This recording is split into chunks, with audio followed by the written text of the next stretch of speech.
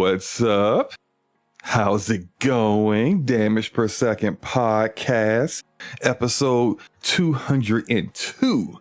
And we are back on a fine Thursday night, feeling all right. Ain't that right, Game and Forte? Yes, happy Halloween to everybody. I just gave out probably 500 pieces of candy over the course of 2 hours, and it was magnificent. shout out to everybody celebrating Halloween. Hope you guys are enjoying your holiday. Hope you guys are having a good time. And we are definitely going to have a good time tonight on this podcast. We got some very interesting topics to get into. I think some people might be a little upset with some of our opinions tonight on some things, but you know how it is on DPS. We will be respectful, but we don't care about your feelings. Not really. We don't care about your feelings, bro. Anyway, shout out to John Wolf in the house, Arcade 4247, Spire 13, and Grumpy Shaman. Good to see you guys bright and early on the show. And let's just go ahead and just get into it. You know what we playing. Forte, what have you been playing, sir? I haven't been playing nothing but NCAA, and I've been redoing my audio system for my main TV in the basement. So I finally got my surround speaker. So I finally got 7.1 set up on that. And okay. I've been just enjoying amazing movies with amazing sound quality for like the last week, basically. Well, I'll say at least the last 4 days. It's very transformative. I will say that the most. No, you have played Call of Duty with me. Right? Yeah, but we played Call of Duty. Yeah, it just seemed like that was so long ago. When was that? Less than a week ago, man. It was so last weekend. Yeah, it was last weekend. Well, that's because I haven't played. I don't think I played since Sunday. That's why. Well, we gotta rectify that, man. Some rectification. I don't know if that's a word, but it needs to happen. Some rectifying needs to happen. We need to get some. Sounds like a terrible word for something else. Rectal for I can see that. I can see how you could go there. Yeah, never mind. Just I don't even think it's a real word, honestly. Michi dies a lot. How's it going, bro? Good. Sorry. I think Michi's a woman. I believe. Is it, ma'am? I think so. I don't know. Michi dies a lot. It sounds like it would be a dude, but I'm fairly certain. I think she told me she was a woman. She might be talking about somebody named Mitchie that she knows that dies a lot in Call of Duty and doesn't know how to keep his KD up like a lot of people in his community. Oh, you don't have to be so messy today, sir. Right, well, but carry on because I like that. I know you like. See, I remember Michi is. I am female. See, I knew that. I remembered. I may be old, but I have a good memory, Michi. Oh my god! And now I forgot what I was about to say. I was about to say something. Oh, okay. Wait. I might as well just talk about what I've been playing. So, I already know what you've been playing. You beat one of them, which is crazy. I haven't beat anything since last week. I thought you beat Metaphor. Oh no, that was Luca that beat Metaphor. You didn't beat Metaphor. Yeah, I haven't beat Metaphor yet. I might as well just talk about that then. So I'm near the end of the game. I'm about 60 hours in, and I think I'm a bit under leveled for where I'm at right now. There's a little process where you can look at like the setup, the archetypes used, and the levels of other people who have cleared the current mission that you're on. And I'm always far under level compared to everyone else that's completed the mission. So I think what I've been doing, and I've been doing just normal grinding in the RPG, which is doing the side content. That's the grind. Like if you feel like you need more levels, all right, well, there's little missions here and there, there's bounties you can do, and you can do those bounties, and when you complete them, you'll get a lot of experience, especially killing the boss of the dungeon, and you get a bunch of money and gold that you can use on weapons and gear and stuff. And so I've been doing regular grinding like that, but it seems as if, after talking to Luca, and shout out to Infinite Umbra, who also has beat the game, that I think Luca was like somewhere in the mid 80s for her levels when she beat it. And Umbra, I think he said he was level 70. I'm so far away from that. I'm like, I think my highest level character right now might be like a 48. Oh man, you ain't been doing no side quests. No, I have. I have been doing the side quests. I've been doing that. You gotta listen to me, man. Look, okay, well, I'm listening. The grinding in this game isn't just doing the side quests. Grinding in this game is like there's these. So look, you go into a dungeon, right? Mm-hmm. And then you'll be in a dungeon and there's this thing called magla crystals. And they're essentially like this big glowy crystal. You have to destroy it. But until you destroy it, it will be infinitely spawning enemies out of it. And the way the game is designed, you don't have to go into the turn-based battle, especially if you're like 3 levels above the enemies that are coming out of it. You can just hit them in the open world ish action RPG ish kind of section of the game, and you'll kill them off with like a hit or two or something. Mm-hmm. And so you'll get experience for your archetype experience, your regular experience. You'll get money, you'll get items, just the way you would if you were actually fighting in the actual turn-based group fight. Now, if the enemy is the same level as you, you do have to keep hitting it, avoid being hit, and then once it's stunned, you hit the Y button, or you can hit the Y button at any point, so you can just get into the fight, so you don't risk you getting hit in this action RPG kind of fight, and then they get an advantage over you. But if you stun them, then you get to kind of like have them stun locked while the first round is just you pummeling them and potentially killing them. Mm-hmm. Now, the grind here in Metaphor is essentially finding one of those magla crystals where the enemies are a good 3 levels below you, where basically just hitting them once kills them. Mm-hmm. You want to find one of those and basically don't kill the crystal. And then you'll keep leveling up because you'll keep killing these enemies easily and getting your levels that way. That's what people have been doing to get leveled up. I have not done that at all. So that's what I need to do. And so at some point, because I wanted to beat Metaphor before Dragon Age the Veilguard came out, but I didn't have time. And at one point this week, my wife's car broke down, and I had to pick up the kids, bring them home, then go out and get her, and then wait for a tow truck. And that was like 3 hours out of my day out of my night that night waiting for a tow truck. So that completely threw my day off because I wanted to try to get a lot of time and to potentially beat Metaphor, and haven't. So I think I have another good quality 10 to 15 hours left in the game. I will beat it, I think, before next podcast next week, but that's where I'm at with that. Mention Metaphor. Whoops, didn't mean to hit my mic. Mention Metaphor. We'll talk about Metaphor later on in the show, so I'm not going to go into detail, but I have been playing that came out today. And 2 other things. So gameplay being shown here is Black Ops 6. I have not touched the campaign yet. I know there's some people who've been playing the campaign and say they enjoy it. That's encouraging for me because I want to play the campaign. I just haven't had the time. But when I have had the time, I've been playing the multiplayer. And whether I'm by myself or I'm with other people. Shout out to Taz, shout out to you, shout out to who else have I played with? Cat Daddy. Cat Daddy, yes, Cat Daddy Alert played with us. Shout out to him.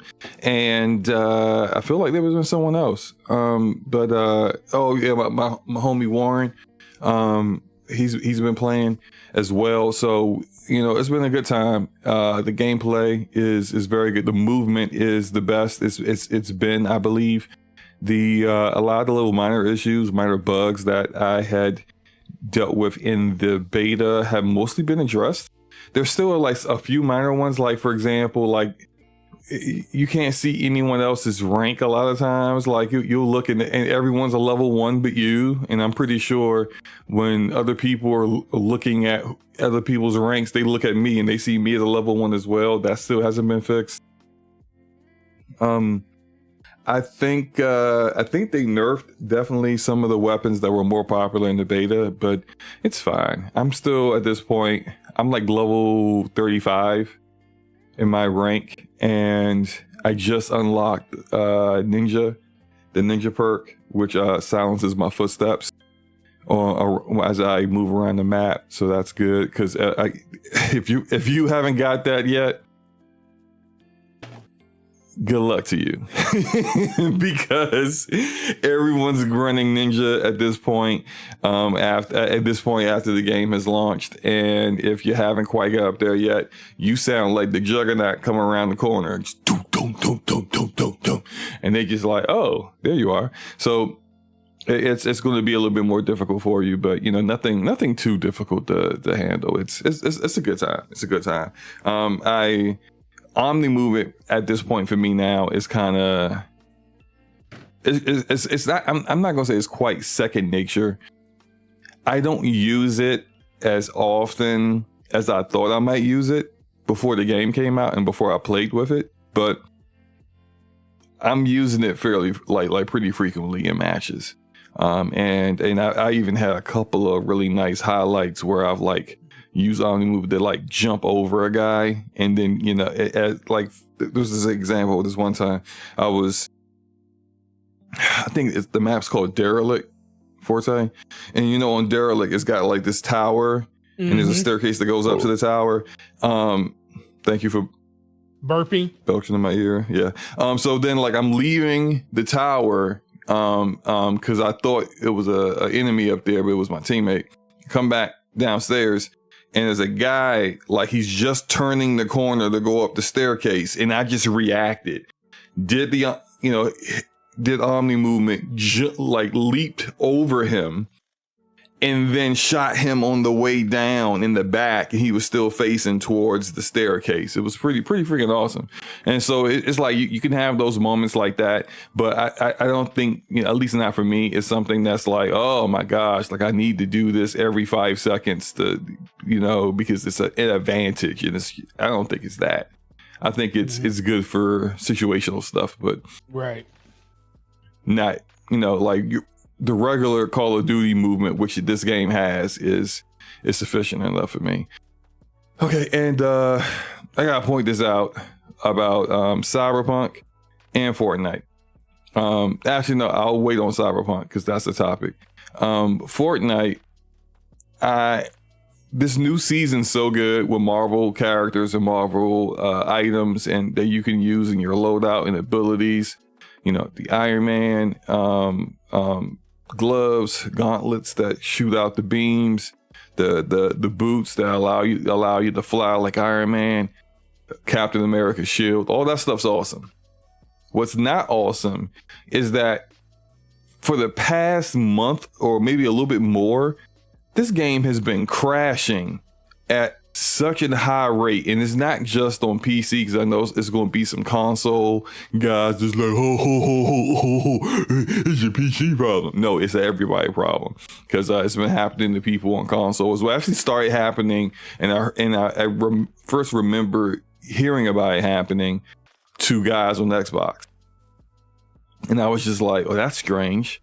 Like why would it just be an Xbox thing? Turned out it wasn't. Very shortly after that, it started happening to me on PC. So now, like every other match I get into, it's crashing. And it's like, it always seems to crash when I'm like near the end of the match. It's like 5 people left, and then it crashes. I'm just like, what the? And it's frustrating. It's less frustrating. It's still frustrating, but less frustrating if it's the beginning of the match or the middle. When I'm about to win and it crashes, that pisses me off. So I'm just not playing Fortnite until I get confirmation from Epic that they acknowledge this is an issue, because people have been talking about it, and very uncharacteristic of Epic. Typically when they have these kind of issues, they deal with this stuff pretty quickly.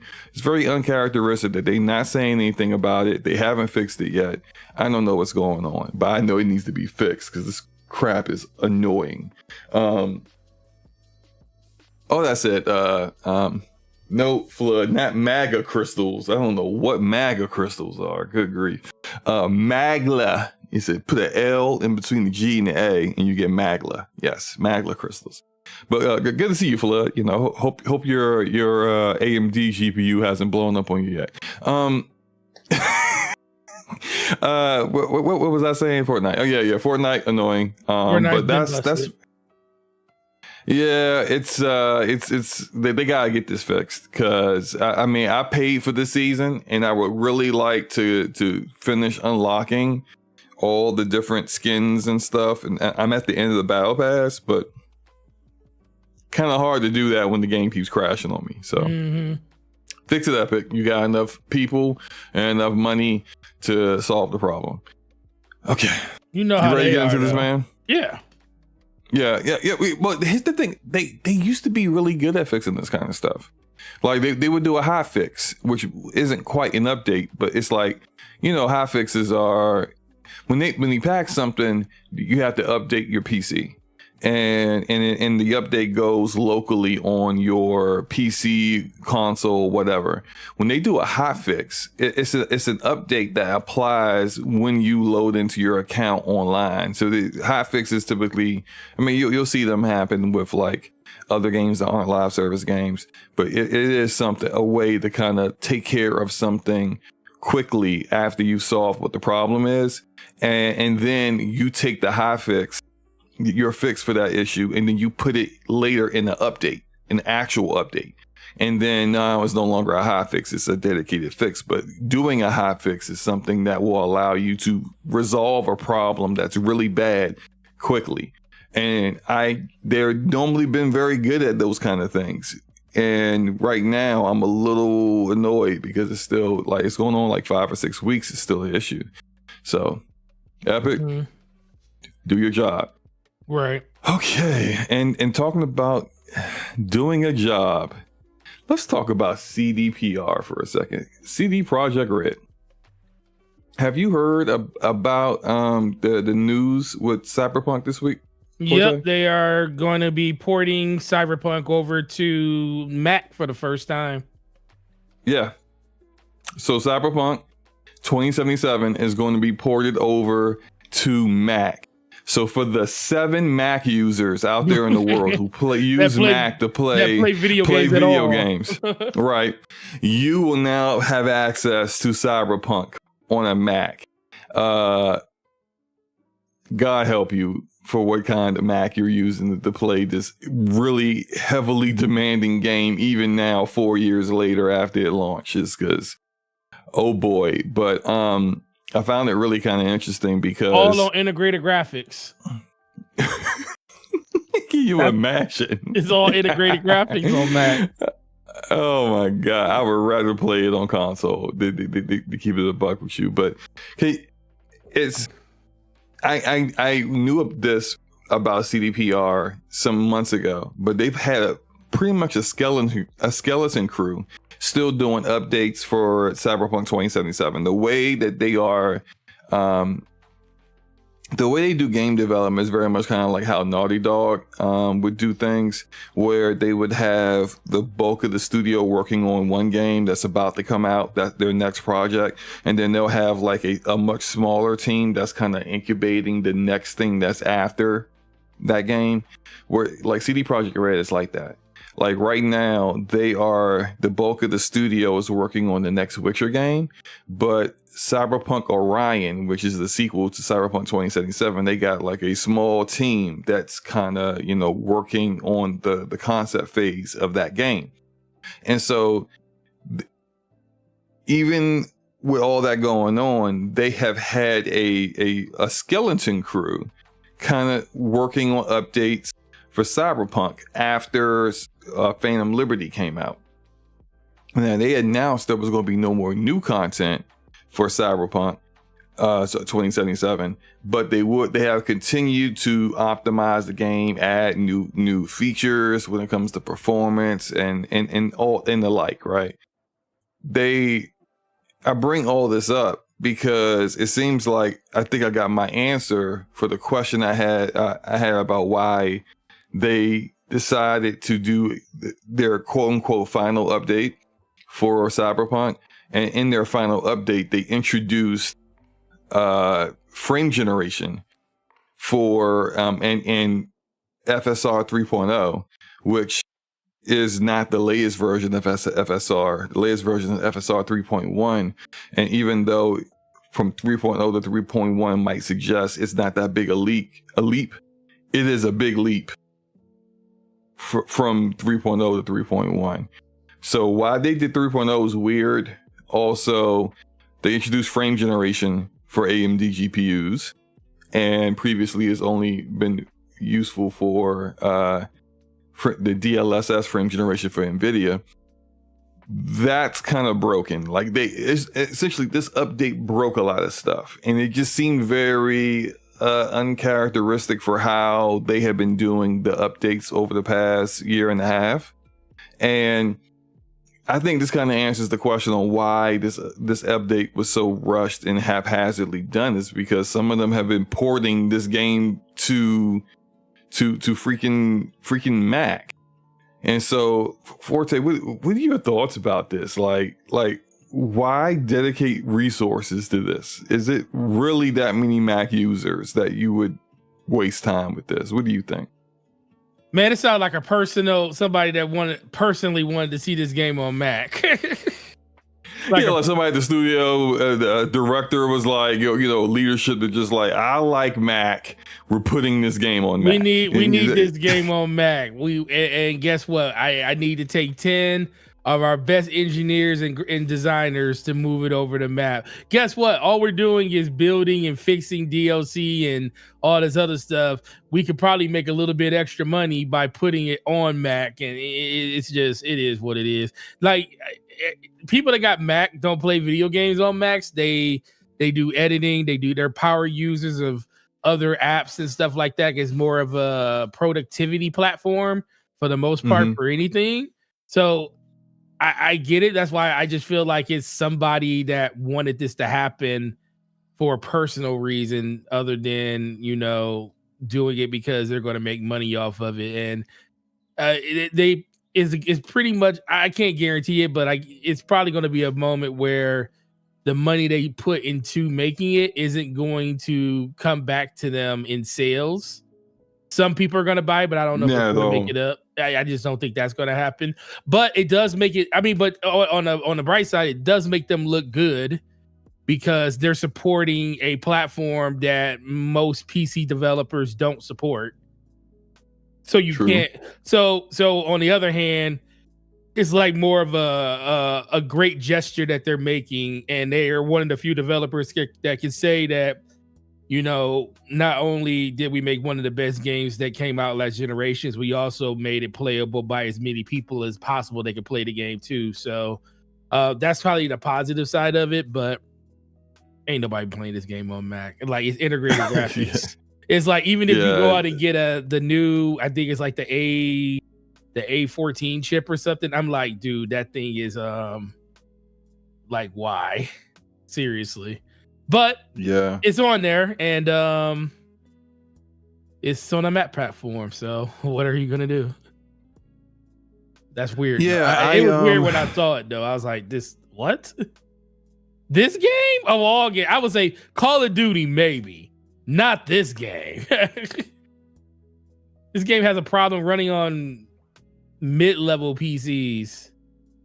Yeah, look, Cyberpunk is now well optimized to the point where you can play it on like mid-range to low-end PCs. It's still demanding. It's still going to push your hardware, but you can play it in a playable state. Like, if you're on the low-end PC, you could play it at like 1080p 60 easy.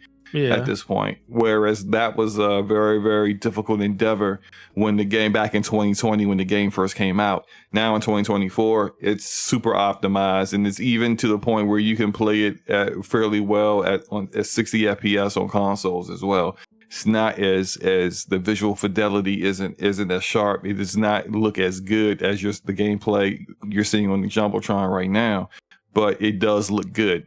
And I understand. I think they probably have it fairly well optimized on Mac. It's not going to look as good as it does on the Windows PC, of course, but it's optimized enough that's playable. They have, I would say, they've learned something, and I hope that lesson stays true to them. But the mistakes they made in releasing the game 2 years too early.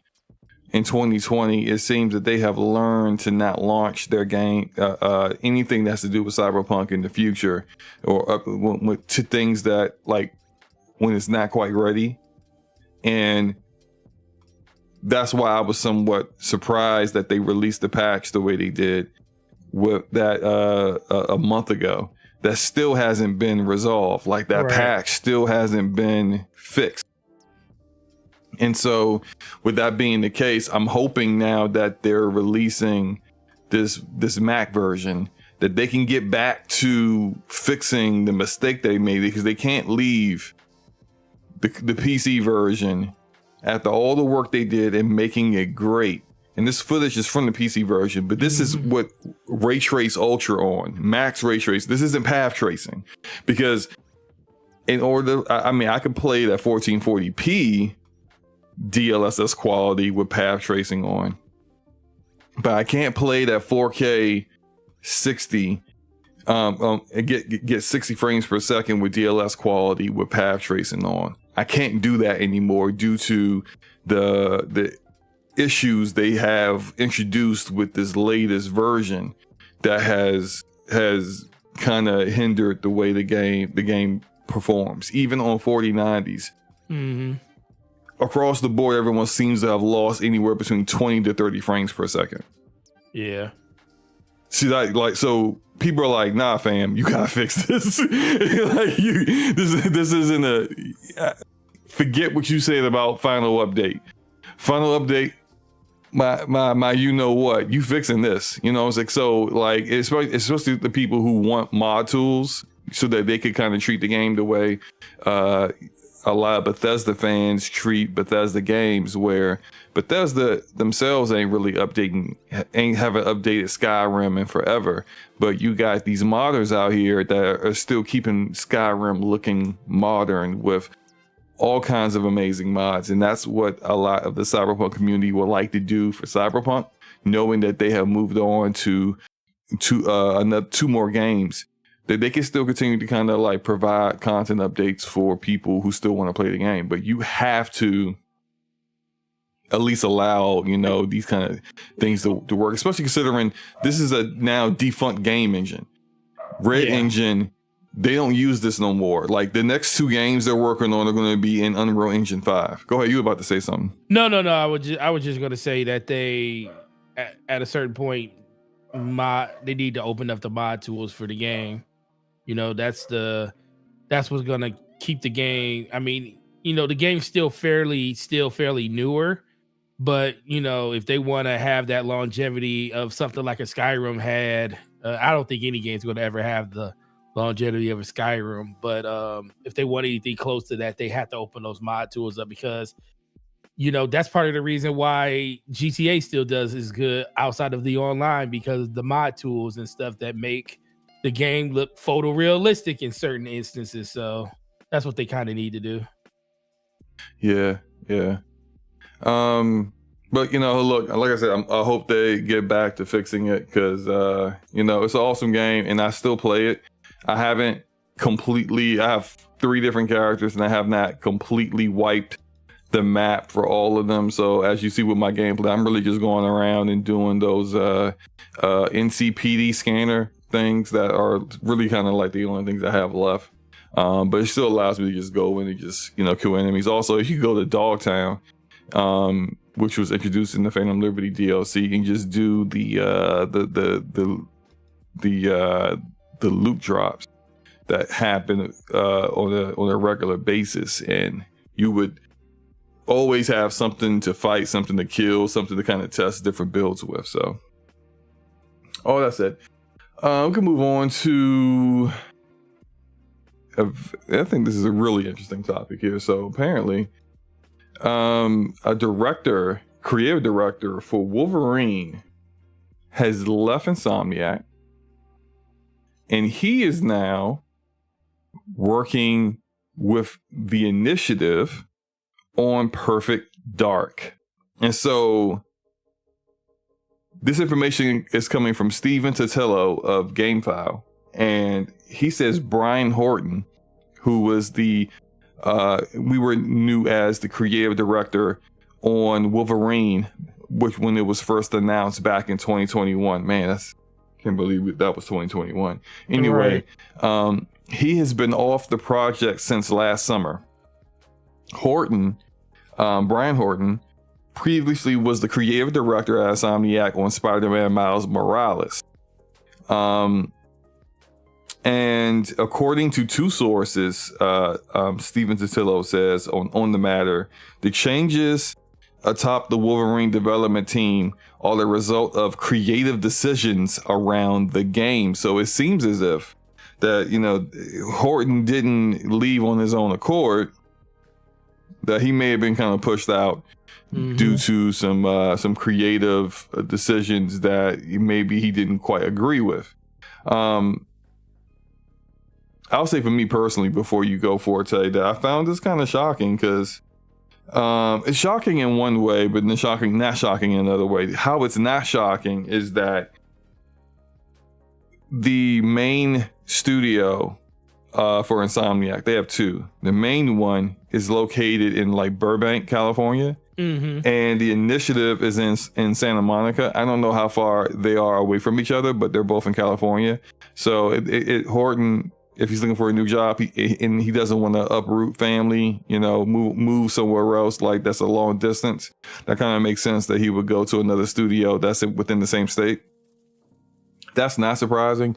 What I do find surprising is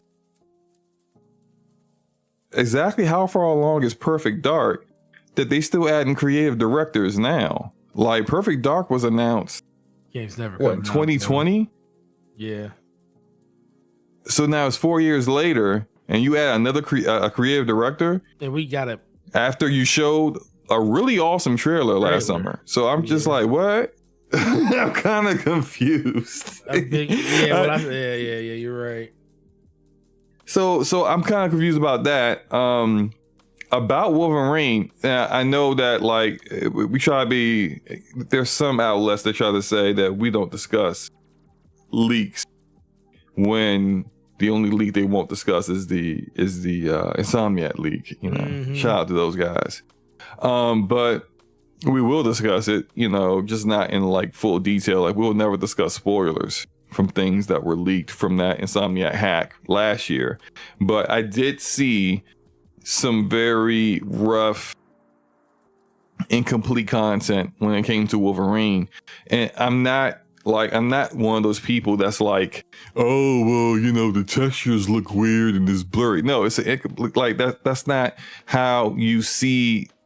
When they develop the game, they're not developing the game with all of the high ultra textures and all that other stuff and complete environments. That's not how they develop the game. They develop the game where you're looking at a lot of basic looking things, because that's all they need in order to allow them to do the work they need to do. That said, I saw a lot of stuff that I thought just didn't seem like Wolverine to me. Like him, like doing a lot of platforming kind of stuff and like climbing up things. Spider-Man. Yeah, it's like why are you jumping from rooftop to rooftop? Like, that's not Wolverine. I can't think of a single comic, and I've been reading Marvel comics explicitly, mostly X-Men, since I was 11 years old. I can't think of a single time where Wolverine was going around rooftop to rooftop. Like, what? Like, what do we like? That's not it just seemed like too much of we don't really have a lot of time to work on this, so we're going to adapt some assets from Spider-Man to kind of make this game. Now, actual like Wolverine with claws out, cutting up mercs and stuff, that looked pretty decent. It's just it was just the traversal and level design stuff. They had me kind of like, this don't seem like a Wolverine game. And so if that was what caused Horton to have to leave, not saying Horton is a bad developer. I mean, he did Spider-Man Miles Morales, and I thought that was great. And maybe he will do an excellent job with Perfect Dark. We don't know. But if that was the creative decision to kind of get rid of that kind of stuff, then I'm kind of happy this happened. Now, right. I'm going to shut up now. Forte, what do you think? No, when I sit back and I think about this, I'm like, why would you leave Stamiak? But then, like you said, it looks like it wasn't his decision because of creative differences and stuff. But, you know, he goes over, now he's over there at Perfect Dark, being a creative lead over there. And it just even gets weirder because, like you said, we had that full feature trailer. And I would think that you wouldn't be changing creative directors, especially after you already pretty much got the direction of the game down. Now, this being a thing, it seems like this game is even further out than we thought. Like it reminds me of Bungie with Halo 2, where they basically didn't have anything and they basically conjured together a 15-minute trailer to show at E3, and you never saw that in the game.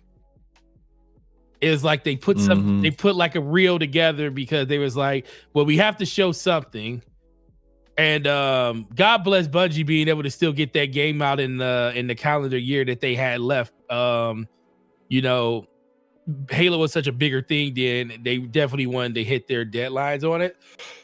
And Bungie showed up for it. But there's really no hurry, I guess, with this game. I mean, you know, we always say a rush game is a bad game and it can never be fixed. Whereas if the game takes forever to make, it could have the stench of like, what the hell have you been doing for like the last decade? Or it could just be the fact that, hey, development times took a while for them to get it together, and once they finally clicked, everything worked, and the game is going to be great.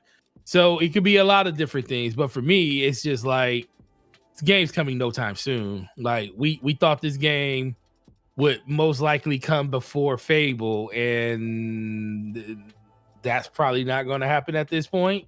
And we don't even know when that game's coming. So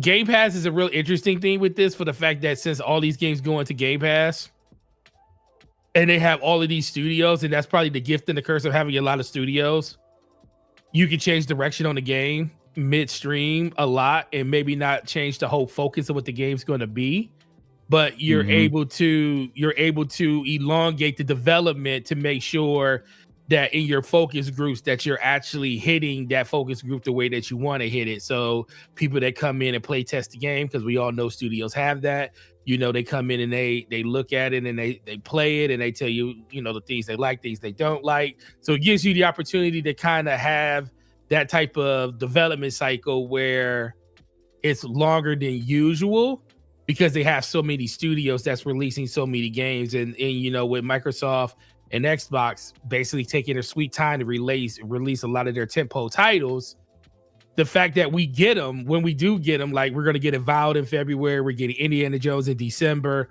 So it's not going to seem like we're missing a game like Perfect Dark. Hopefully, because they do have these gaps.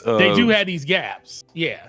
But we don't. And I think that's a weakness that they continue to have, where they're not able to get it. And this, people don't get upset at us for saying this. This was their goal. This is what they said. They wanted a first party game dropped every quarter, and they have yet to achieve that. And that was something that they said back in like 2020, 2021, may have been 2019, as far back as that.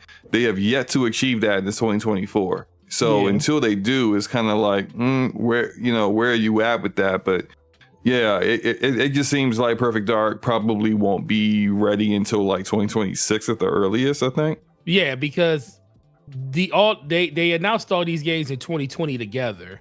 So that's kind of the reason why a lot of people are like kind of anxious to see what a lot of these games or when these games are going to release, because they announced them so close to each other.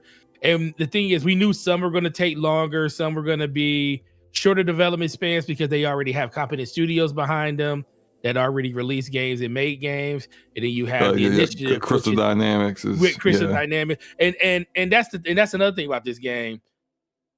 This game has seen, so think about it, over 4 years. This studio has came from an all-star studded lineup of developers that worked at it, to people leaving, to people coming, to people leaving again, to Crystal Dynamics coming in and pretty much taking over development of it, to us getting a basic trailer where her standing on a building with a bunch of, like, looks like she in Dubai with a sandstorm coming through, and then a year later we get the full feature trailer. Now we're getting information on there being a change at the creative director role, and I'm sitting there like, okay, this game it's just so much happened to this game over the course of just 4 years. I wouldn't be surprised if a lot of not even the developers, but a lot of the heads of heads of departments really have an idea of exactly where they are. They probably know what their marching orders are, but you already know how it is. It's like everybody works in their own individual things, and then it gets all brought together at the end and they start talking about it then.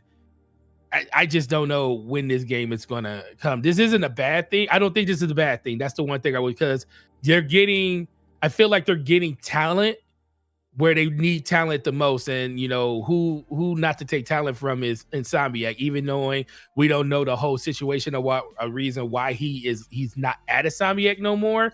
He was still part of a machine that made Sony 4 to 5 first party games in a course of 3 to 4 years. And even though they were all part of the same engine, it was still the fact that they were able to do that. So hopefully this is a boost to that studio. Partially the reason why they've been able to do that is they've been able to adapt tools and content that they've made for previous games and then incorporate it in a way where it works perfectly for newer games. For example, a lot of the work that they did from Sunset Overdrive worked really well in helping them create Spider-Man 2018.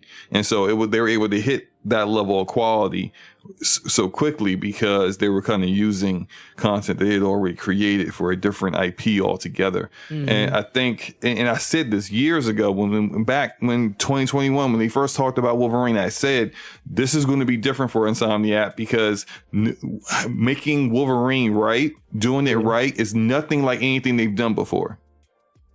So they can't do what they did with Spider-Man, where using Sunset Overdrive helped them make Spider-Man 2018. Spider-Man 2018 was the foundation of what they did with Spider-Man Miles Morales, where it's the same map, essentially, that you're using, and they just kind of adapted some abilities and made, the combat style very much with different animations, a Miles kind of feel and not a Peter kind of feel. In Spider-Man 2, they just expanded upon the same map, but it's an expansion, and that's fine. But there's a lot of work that they didn't have to do all over again. This is very different because Wolverine's very grounded. Wolverine's very brutal and he has no problem killing, whereas Peter does. So there's a tone to it that's completely different, and so there's a lot of things there that they had to create that's going to be new, and that was my concern on whether they could actually do that without having to rely on the old stuff. So yeah, anything else you want to say before we move on? When do you think we're going to see more about this game? The next time we're going to see it? Which one, Wolverine or Perfect Dark? Oh, both then. I was thinking Perfect Dark, but when Perfect Dark, I think we saw it last. I think we won't see Perfect Dark again until the summer showcase, the June showcase next summer. We saw it in January earlier this year. No. We saw Perfect Dark last June. We saw it last June. Yeah. God dang, that was a long time ago. So I think we won't see it again until June 2025. I think we're going to see Wolverine this year. We have to. It's no way we won't be able before this year is up. No. Well, I'm thinking 2025. I'm sorry. We have to see it next year, bro. It's like literally the only first party game that we 100% know that they're in development on. Yeah, they have. Well, no, there's Ghost of Yotei. Oh, Ghost of Yotei, yeah. It was just revealed. That's coming out next year. We know that. The only non-live service game that we know that they have actually put forth and say this is coming is Wolverine. True. Yeah. But we do know about Venom due to the hack. So I think we get, based upon the timeline that they had in the hack, Venom was supposed to drop before Wolverine. Mm-hmm. And we're not going to hear any updates. Clearly that can change behind the scenes, but we're not going to hear any updates on that until they're ready to give us that information. But I'm just going to go off of what they've been saying. I don't think we're going to see Wolverine until like 6 months to 8 months before it's going to launch. And I don't think it's launching next year. So I'm thinking that we're not going to see Wolverine until like 2026. Good God, that's crazy. Yeah, I mean, you're right though, probably most likely. Yeah. All right. Let's talk about Dragon Age. The game just released. Yes, the game is just released. Have you touched Dragon Age at all? No, it literally just came out today. Haven't touched it yet. Okay. Have you touched it yet? Well, I did a live stream earlier. Oh, you live streamed earlier. Okay. Yeah, I did the first I would say probably an hour and a half to 2 hours of the game, and then I played about a good another hour after that off stream. I'm probably not going to stream more of just like my playthrough of the game, simply because I don't want to like spoil things for people, and also I would much rather on my SloMoBackSlap channel that I'll be doing content for this game do like kind of like tips and helpful videos to help people through the game, and definitely at least a few build videos for the different, because I'm going to do multiple playthroughs. I might start doing some of the other playthroughs while I'm playing through this one. Mm-hmm. So like not even completing the game before doing another one. I don't know. We'll see how I feel about it. But my thoughts on it. Well, one, let me say this, right? So the reviews came out on Tuesday, I believe. Yes. And it currently is sitting at an 84 on Metacritic. It looks like it's going to pretty much stay there. So it's a mid-80s reviewed game on Metacritic. And of course, we know that Metacritic isn't the end all be all of whether a game is quality or not. But, you know, that it is something that some people put a lot more stock into that I think they should. But also developers and publishers pay attention to it because it sometimes ties into financial benefits for the company. We talked before about this. We do kind of feel like BioWare is at a crossroads, so to speak, with EA. And if this game didn't do well, it was definitely going to be a problem on whether BioWare would still be around long enough to make that Mass Effect game they're working on. But that said, it has been selling fairly well. We don't have any official numbers from EA yet, but on Steam, it was outselling Call of Duty. Yep. And Call of Duty is enjoying its most engagement and success on Steam right now. And so as of this moment, it is outselling the game Call of Duty. It was at number 1 and number 2 of like sold games at one point. I don't know if it's currently still there or not. And I saw when I checked it earlier, the concurrent players playing the game was at 70K, which is fantastic for a single player RPG, especially one that also it's a continuation of, even though you have a new character, it is a continuation of a ongoing story that began 3 games ago back in 2009. So, people are interested enough in this game to still buy it and play it, even though some people, and I know some people who are just like, never played a Dragon Age game before, but they want to play this one, and I've been encouraging people. Too. Yeah, I don't know. It's something about this one that gets people, has got people's attention. Maybe a lot of the tone of this game that I can get into in a little bit is what really engendered people to want to try it. But there's a big controversy going on with this game. Tell me about it. and part of the reason why I hadn't been making any videos on my SloMoBackSlap channel about this game, outside of doing one video that talked about like the skill trees, which look great, was just due to like all the conversation around it was so disingenuous, such grifter BS. Like, for example, there was drama around game footage from a reviewer being leaked before, prior to the NDA dropping and prior to the embargo dropping, that, caused a lot of people to kind of look at a particular reviewer who no one would have considered prior to be the kind of person that would kind of like potentially say some racist or phobic kind of things. Mm-hmm. There was that. There was a fake NDA that was being pushed around that was basically using every way possible to make it seem as if EA was forcing reviewers and content creators to push a narrative about the game. These are all things that people are doing because they said this game was going to bomb because it's woke and it's DEI nonsense. And when they saw the reviews were good and the far majority of the reviews are positive, and then they just started with their nonsense. And now, like, you got people out here pretending like only the negative reviews exist, even though it's an 84 on Metacritic. You can't get an 84 on Metacritic if you don't have majority positive reviews.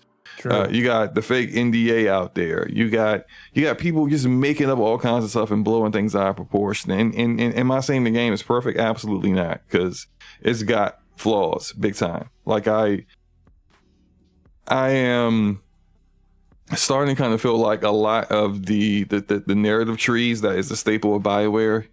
This is not using what I found to be the best way to do that is with the Paragon and Renegade system, or what was previously done with Dragon Age, where you had the autonomy to kind of like do what you wanted when it came to, or say what you want to people, and you could be as mean as possible. You could be a real nice guy. You could be a sarcastic a-hole, but you had those options. And it seems like this is kind of actually, and this is going to sound bad, but kind of doing the Mass Effect Andromeda route, where the main protagonist, the Ryder twins and Andromeda, they didn't really get a chance to be Renegade.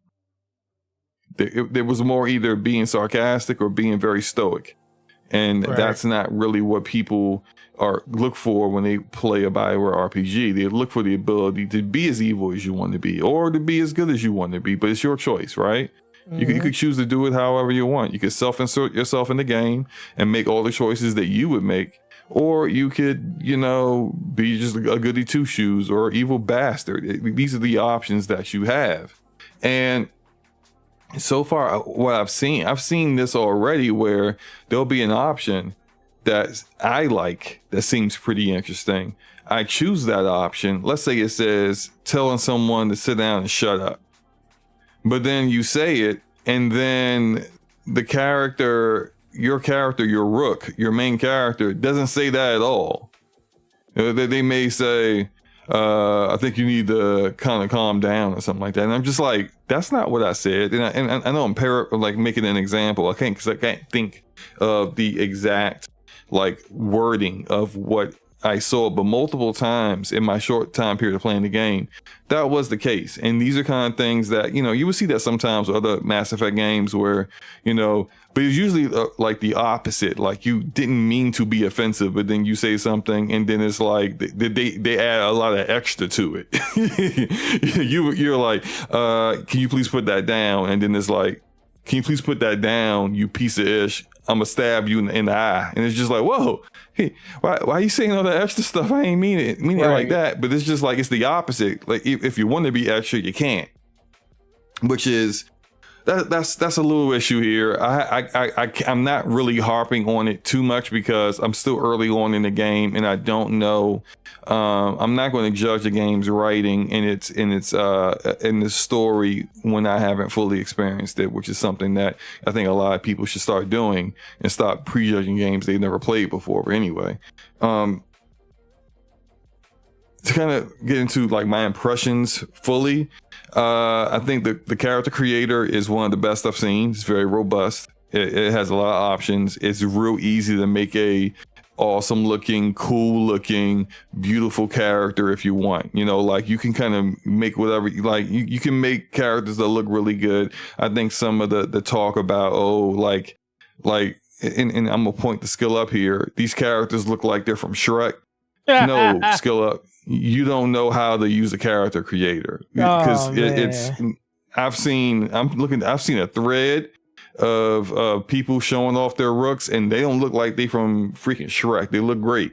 I think my rook looks pretty cool and he don't look like he's from Shrek either. Skill up just sucks at character creators, which will get me to my other issue, which is the combat. Well, not necessarily my issue with the combat, but when he said that the enemies were too on normal, which is what you're seeing the gameplay of right now. He said the enemies were had too much damage. They were too tanky. It took too long to beat them. Now I'm very early on in the combat. It's still pretty basic at this point, but you be the judge. Is the combat too, like these enemies have too much health? Like they do have kind of like an overshield that you do have to like take out before you they got the division effect basically. Yeah, they do. Like some of them will have, and I'm pretty sure as I get further on that there'll be particular like magic that you would need to do to be able to drop that faster. Something that I've noticed with certain reviewers like Skill Up, I'm gonna bring him up again. When he did his review of Anthem a long time ago, now I'm not defending Anthem. Anthem's not a good game, but the combat was much better than people give it credit for. And especially if you were using it correctly, there is a system in Anthem of priming enemies and then detonating enemies. So you would have abilities that would prime an enemy to kind of like basically weaken it. If you played Borderlands 2, it would be like that purple sludge kind of stuff that made people a little bit weaker before you would hit them with different abilities or weapons. And then you would detonate them in Anthem, which would do far more damage than it did if you were just using other abilities or just shooting your gun.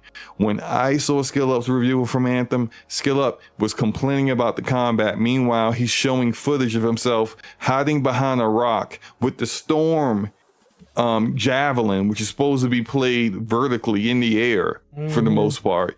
He's hiding behind a rock on the ground just shooting his gun. He didn't know how to play the game.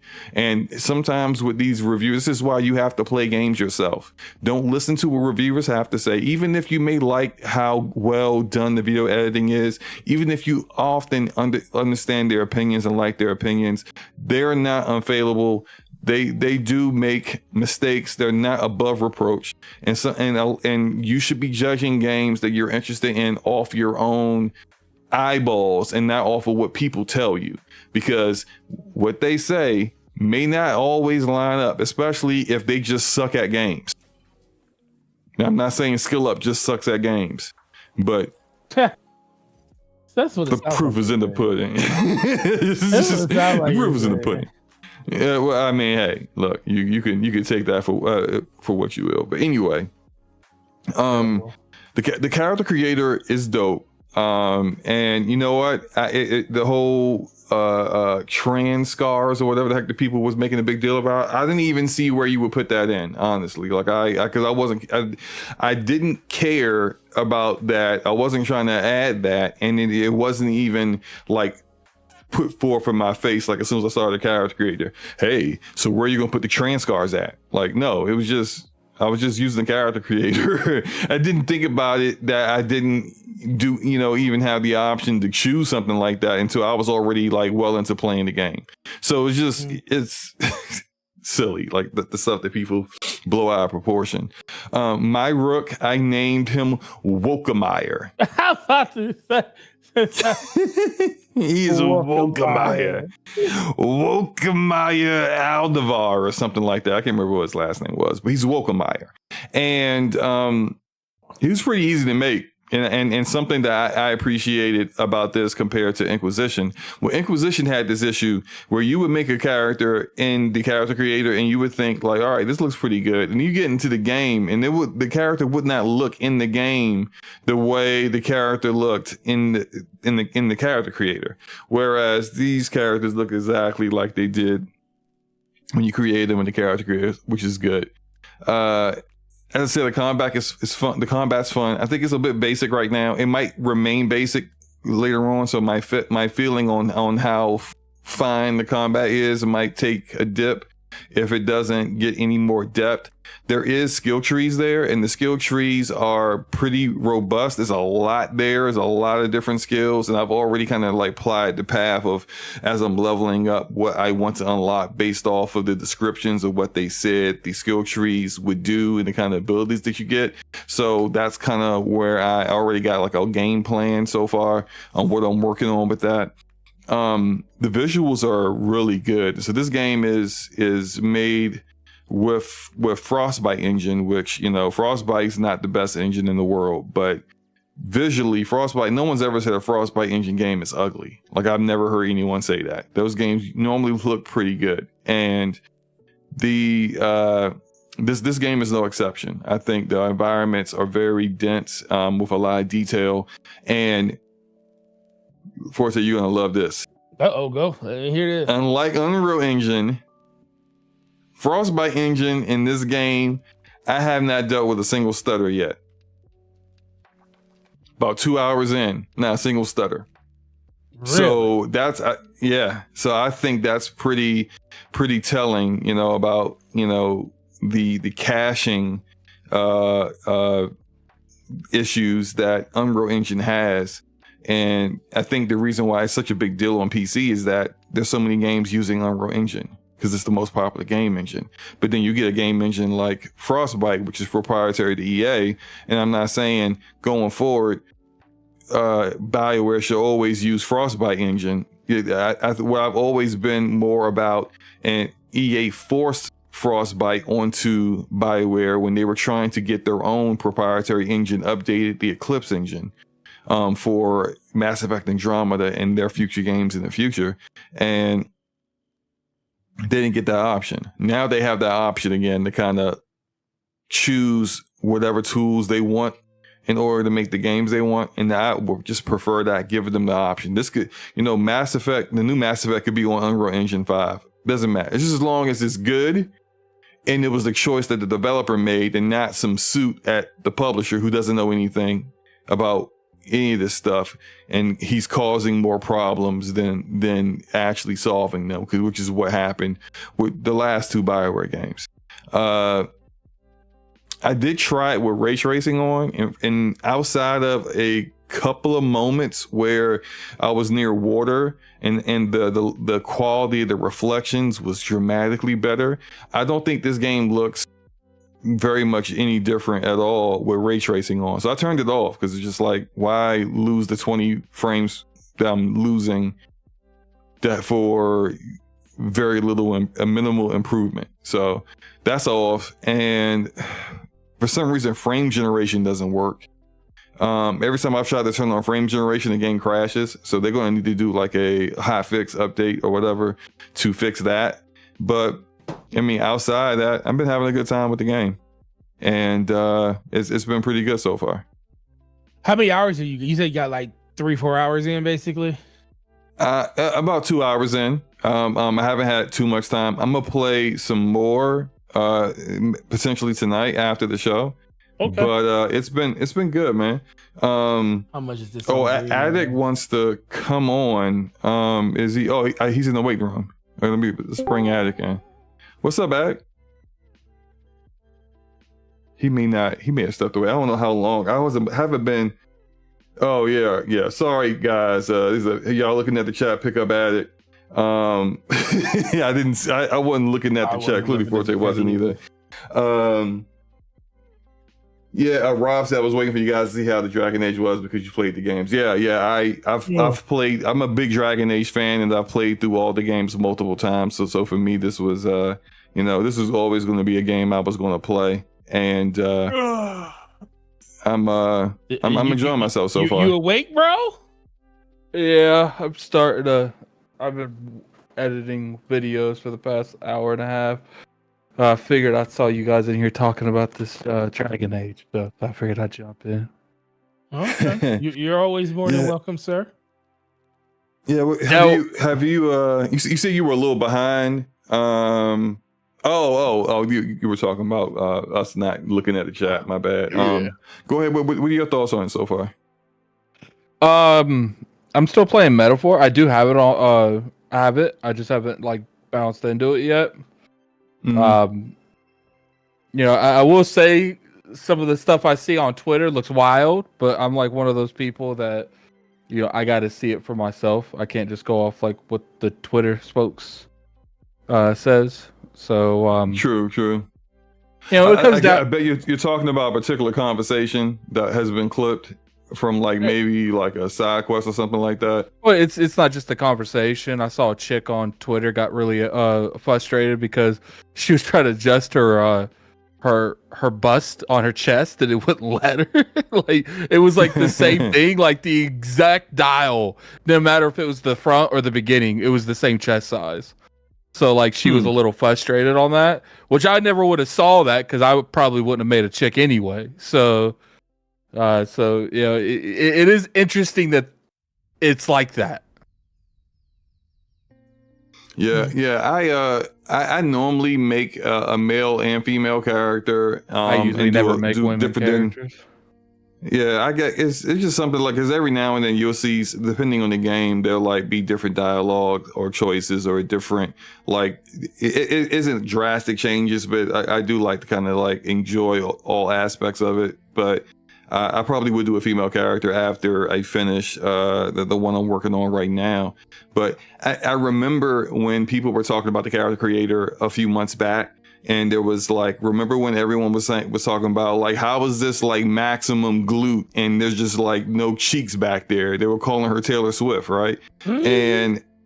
And then other people were showing character creator creations that people in the previews were able to do where, there was a very like thick, shapely woman. And it was just like, oh, well, this is what I think it is, because I noticed that when I was using the character creator, when I was streaming it earlier, is that like there's like this triangle slider thing, and it's a little different, but you take the little cursor that's within the triangle, and there's like 3 different like aspects at different corners.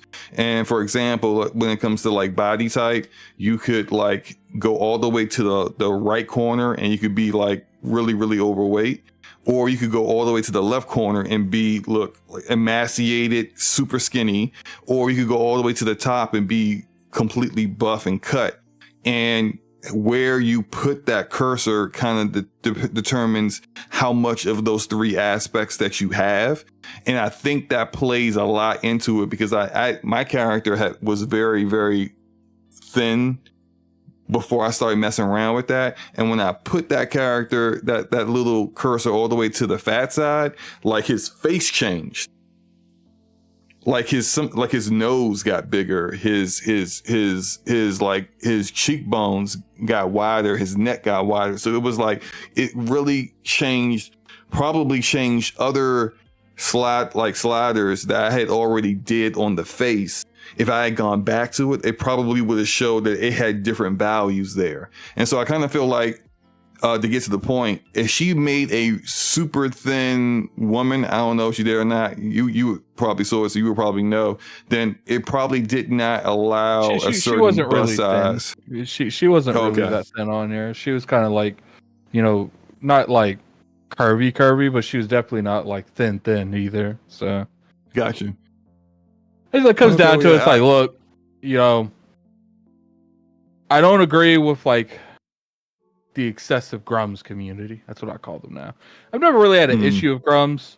I always felt like, his takes were kind of wild, but it was like harmless for the most part.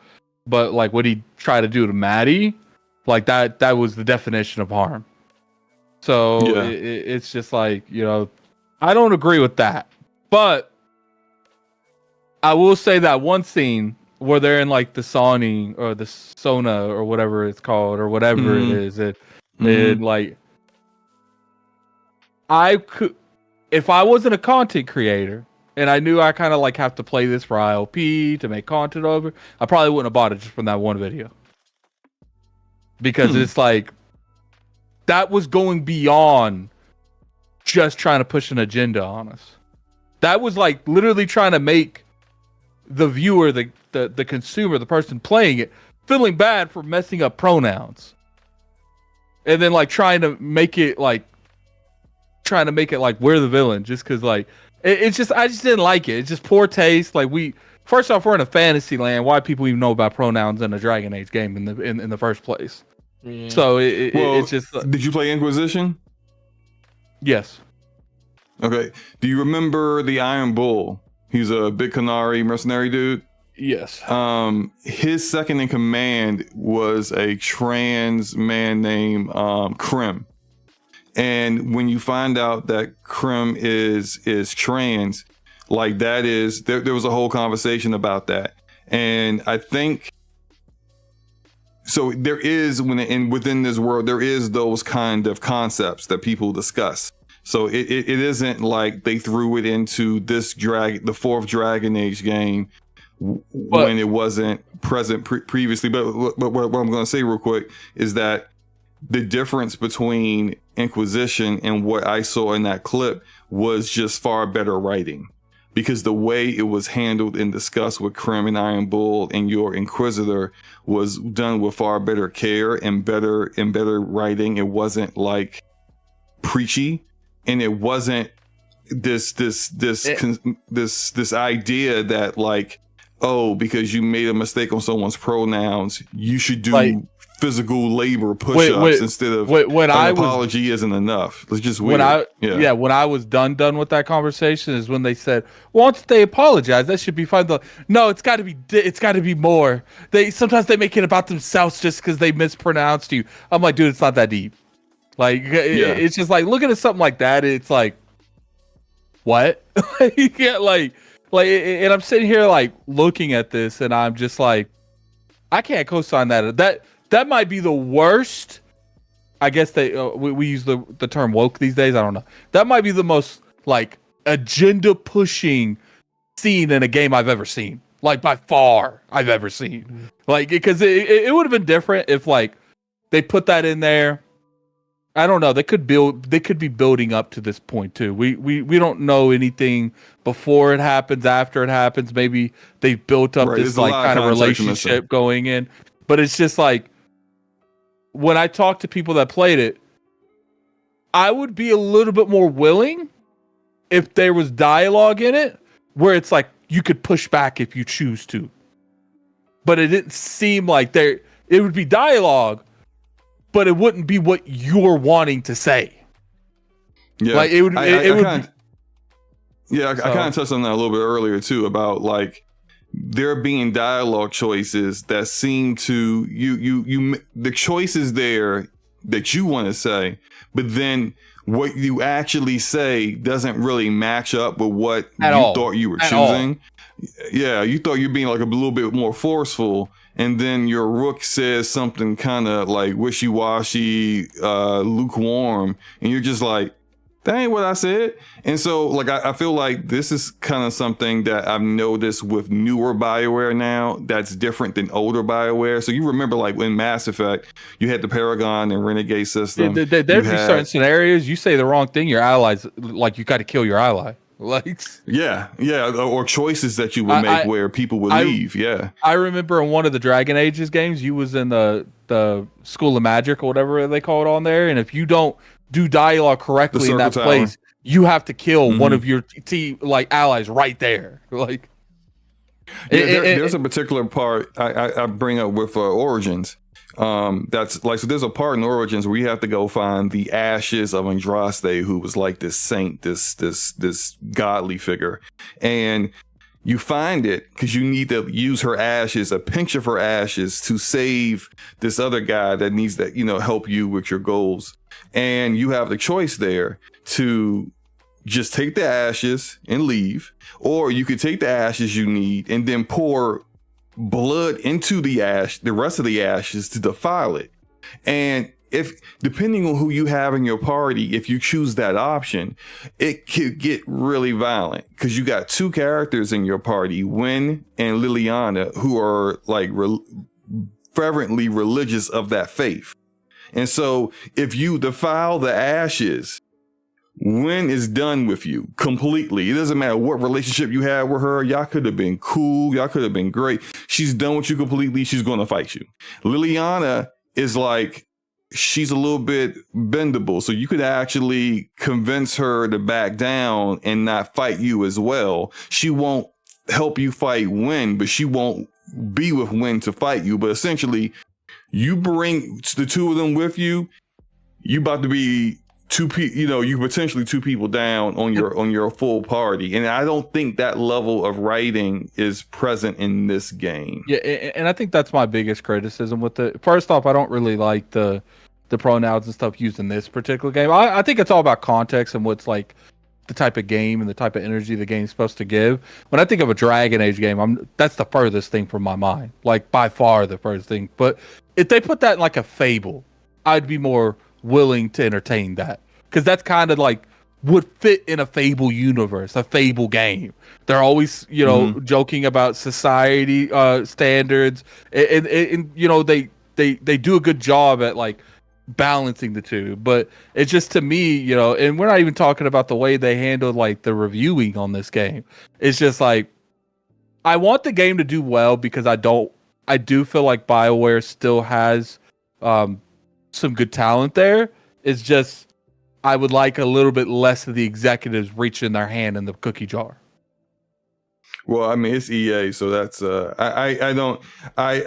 ship sailed like a decade ago or more when they bought BioWare. It's a lot of the slow, not erosion, but the slow changes of how BioWare would do their games, and the things that people enjoyed the most about BioWare games began to slowly like seep out after they got acquired. We didn't quite see it when it first happened, because they already had games in development. They were just dropping banger after banger. Like Mass Effect 2 came out very quickly after that. That's fantastic. One of the best games ever.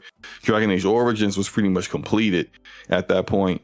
But we didn't really see how EA changed them. And then a lot of the old school BioWare veterans left the studio until, then we started to see Inquisition.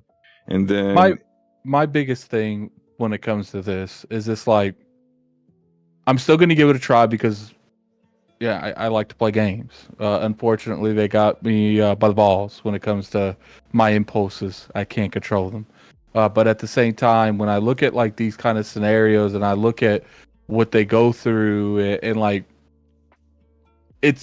I try to give people the benefit of the doubt. I really do. But when I look at like a scene like that, that scene just seems out of place in Dragon Age. It doesn't, like, we in a fantasy with dragons, and it's just like all this like world ending stuff, and and you making me do push-ups because I misgendered you. Like, well, it wasn't you, your actual character, someone else. And it's just like, it kind of like reminds me of like RPGs where it's like, oh, the world's about to end. Let me go over here and do these errands.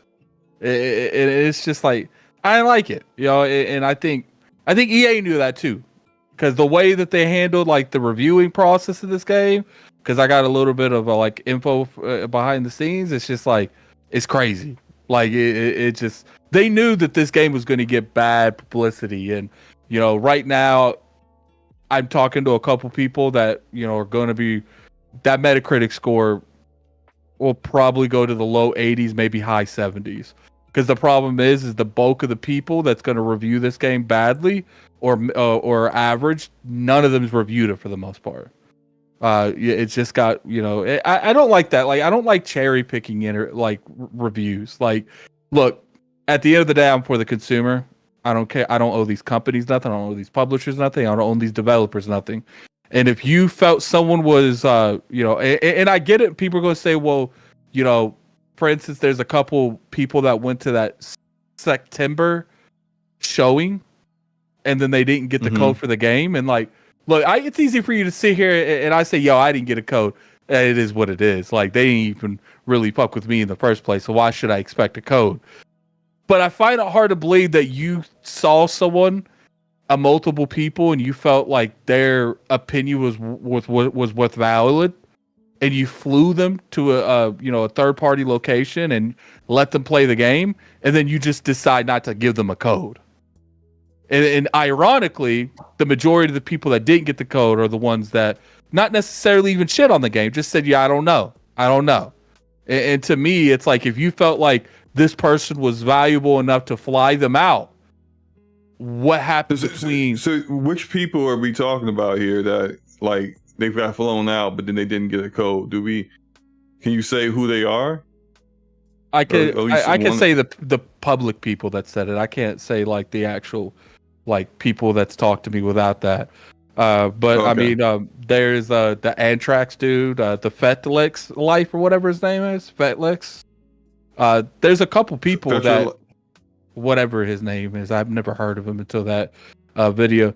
But it's just like, even if it's like 6 or 7, like, there was a person on Twitter that said that him and 2 other people that went to that event, and they all spoke negative about the event, all of them didn't get codes. And to me, I get it. That's a PR's job. But here's the thing. Just because it's the PR's job doesn't make it right, because you felt that person was worthy enough to play your game, and you spent thousands of dollars to fly all of them out to this location. But because you're not unsure where they're going to go with the actual conversation about the game itself, you don't give them a code. Then it would be different. Like, for instance, like IOP can get flown nowhere. So, okay, it is what it is. We didn't get a code. But how are you going to fly someone out and then not give them a code when it actually... Because at that point, I feel like you wasted their time. Like, at that point, you needed to tell me, and that's the thing that upsets me. Like, we keep, like, looking at, oh, no one's entitled to code. I'm sorry, but if a publisher and a developer, well, mainly the publisher, if a publisher goes above and beyond to consistently feed you information because they want coverage, sends you to fly you to some place for a weekend to play a game, have you make all this content to play a game, and then because they feel like, okay, we looking at the content you making, we unsure if you're going to give the type of review that we want, so we're going to let you just get the game day one.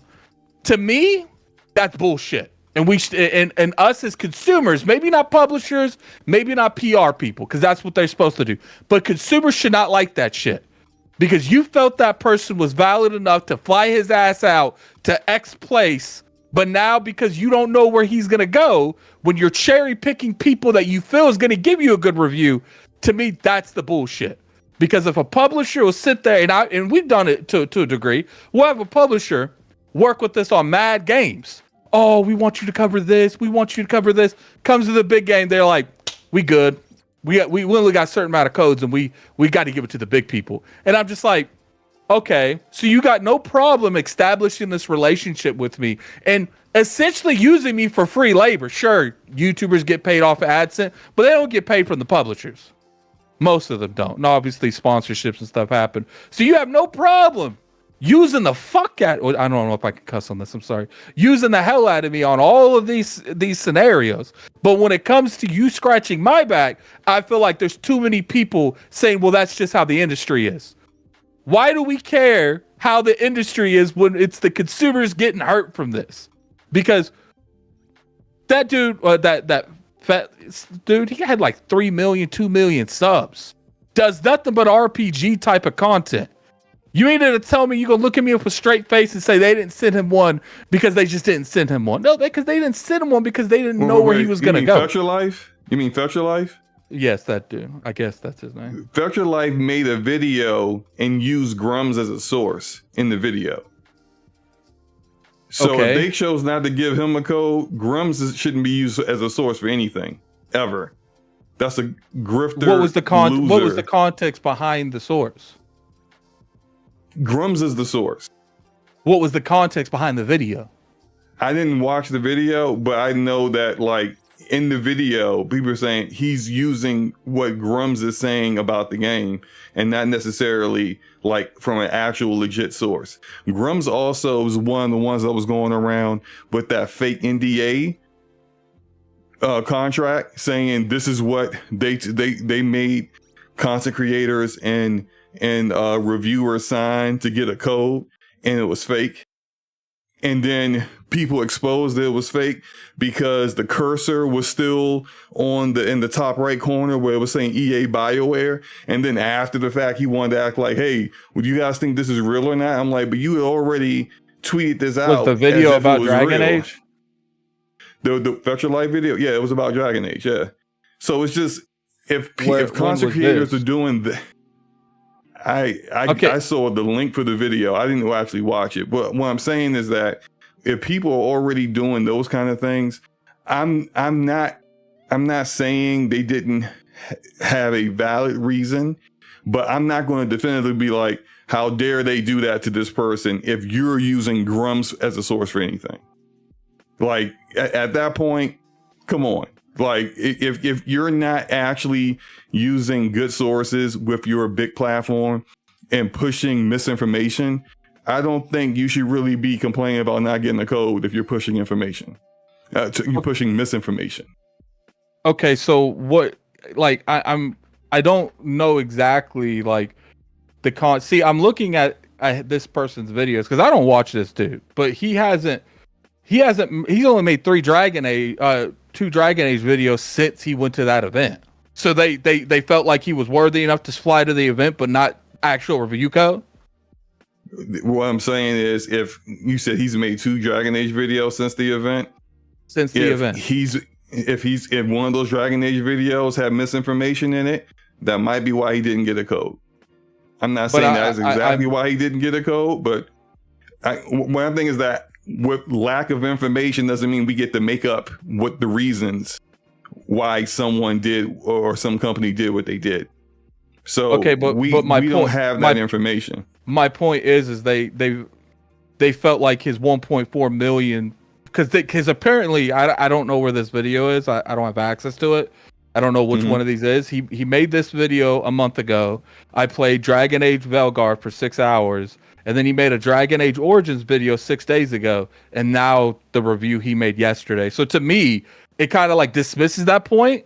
Because it's like you felt like this 1.4 million, if he made this video before that event, was so worthy that you still flew him to the event. Like to me, the point is if they weren't going to give this man a code, just come out openly and say it and stop using him for free coverage when you know for a fact that you ain't fucking with him. Again, Addict, you are taking the information you have that isn't all the information and creating a narrative on why they did what they did with limited information. That's all I'm saying. And I'm not saying it for everyone. I'm just saying specifically for that particular content creator or website, whatever, which also uses embeds on their streams in order to get some of the numbers that they got. So I know that about Fetch Your Life for years. Gathalion has talked about that website source. So that's separate from Dragon Age. But what I'm saying is that they ain't exactly the most like. And I feel you, but BioWare and EA still flew this company to that event. I don't think you're guaranteed a code because they flew you to an event. Come on, SloMo. Like, why are you messing with someone so much? You gonna invite them to give them an invite, but not let them at the wedding? That's like essentially letting someone go to. That's like essentially letting someone go to recital for your wedding, but then say, "Yeah, we ain't letting you go to the wedding." Okay. Let me use your example. I'll let you go to the if something happened, if you said something foul about my future wife or me or whatever in between that and my wedding, I got the right to uninvite you. But what's the foul thing? Like I just told you the videos that he's made in this month, and it's not. You told me what the title of the video is. You didn't look at the video to see the context. I just scrolled I through know both we're getting of them. kind of deep in it. There's nothing here. He's talking about investing impact, the lore. He's talking about Dragon Age 1. In both videos? We getting deep in the weeds here. I played the Veilguard. That was a month ago. That's the video that he went to the event. And then there was the Dragon Age is the best game ever made. There's like no in between. That's my point. It's just like, we do so much on like, oh, this person, that person. It doesn't, like, at the end of the day, they still sent this man to an event to like guarantee to waste his time. Well, do you think he would have honestly went if he knew he wasn't going to actually review the game? Like that's like equivalent, and this has happened for IOP. We're going to trust you enough to let you to sponsor the game, but we're not going to give you the review code. Does that make any sense to you, SloMo? It doesn't make sense. We see your like audience. We see your audience well enough to offer you money to do a promotion, but we don't see it well enough to let you play the game. It makes sense when you phrase it like that, but if there's a lack of context here, which I think there is, then of course it will look that way. But we can move on. We can agree to disagree. All I'm saying is I feel like there's always, like, when it comes to the way these reviews and stuff are distributed, the way they're done, if we consistently allow companies, and it's like they're going to do whatever they want, but to me there's too much like co-signing. Oh, that's just how it is. It's not how it should be. You should have a criteria, and if it's met, you're provided a code. Companies shouldn't be able to just cherry pick because to me that's manipulation. To me that is essentially buying reviews. Buying but not buying reviews. You know this person's going to give you the review that you want, and you're going to go more with these people than these other people. Sure that they do slide some reviews in, because it's going to look mad sus if no one reviews the game that gave it bad criticism. But there are people... it did have negative reviews from people who didn't enjoy the game. They got code. So it's not like... It ain't like it's like a 90 Metacritic here. It's like a mid-80s. I'm willing to bet you for every, and this is just speculation, I don't know, but I'm willing to bet you for every 3 or 4 codes that they sent to people that they knew were going to be fair to them, they sent like one person that they didn't know what they were going to do. Okay, I mean, because we saw it with Cyberpunk. Cyberpunk came out and they pretty much put people in a room and said, do this review. That game came out with all these like the moment Cyberpunk happened, there should have been drastic re-ramps on how reviews done in this industry, but there wasn't. People said, "Oh, that's their opinion. That's their responsibility to protect their brand." So it's one thing to say, okay, they're doing what they're supposed to as their job. To me, it's another thing as consumers to not necessarily allow, but to like, okay, that is what it is. I'm gonna speak up. I'm gonna do it every time, even if I look mad crazy. It's like that shouldn't be the norm. You shouldn't be able, like, just think how bad Cyberpunk ran, and they were able to, like, a good 5 or 6 hour window make everyone think that game was the bomb. No issues. You guys remember what happened when Cyberpunk first launched? Yeah. We talk about it all the time, but I also believe it's more than just CDPR, because there was the Xbox and PlayStation that pushed the game through. It didn't pass certification, but they allowed it to go through because CDPR was like a preferred publisher for them. So they allowed it, and they took CDPR's word that they would fix the issues with the game before launch, and they didn't. So that was partially on Xbox and PlayStation for even allowing a busted, broken game to be available in their store.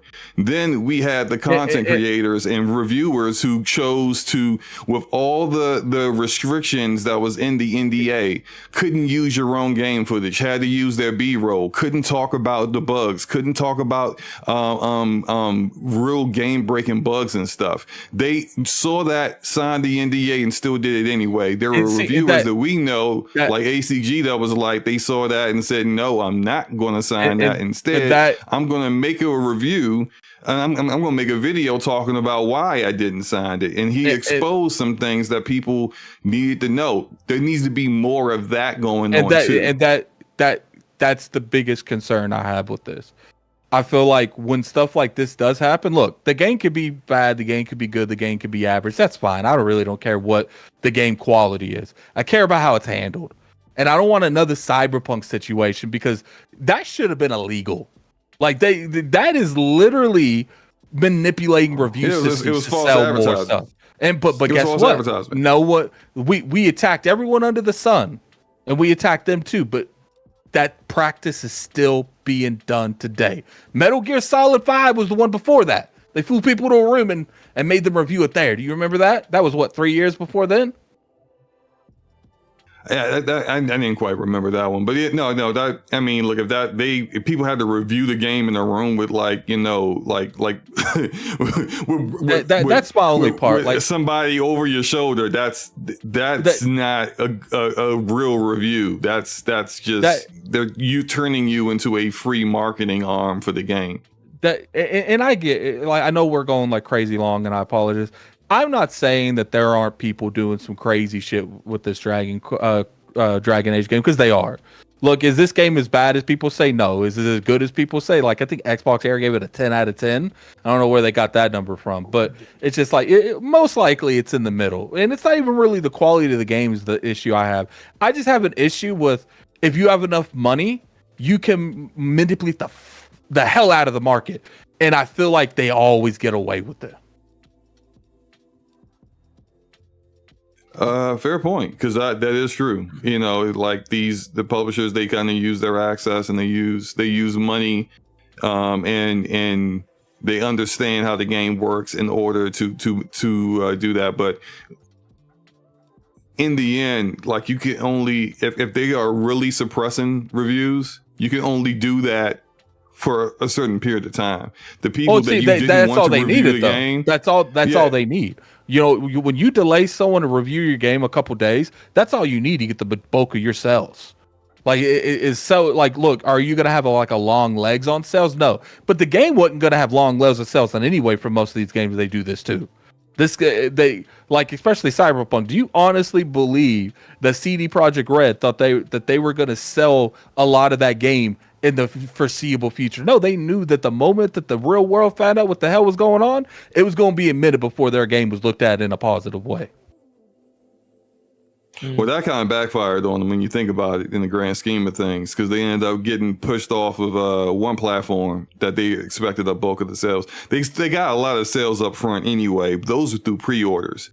And I think probably a good number of those people probably didn't even look at reviews or look at like some of the information that was coming out, that the game was busted, and the devs were coming out and speaking anonymously to journalists saying, we told them we needed 2 more years and they weren't listening to us. Which, if you think about when 2.0 came out of Cyberpunk, that was 2 years later. So that's the game that, if you played Cyberpunk after the 2.0 update, that's the game that you should have got when they launched it initially, and not the game that it was back in 2020. All that said, I was saying earlier how like it is, CDPR has been like real on top of making sure that people are satisfied with certain things. Like, they took a major hit for that. So although I don't think they thought they were going to take that big of a hit.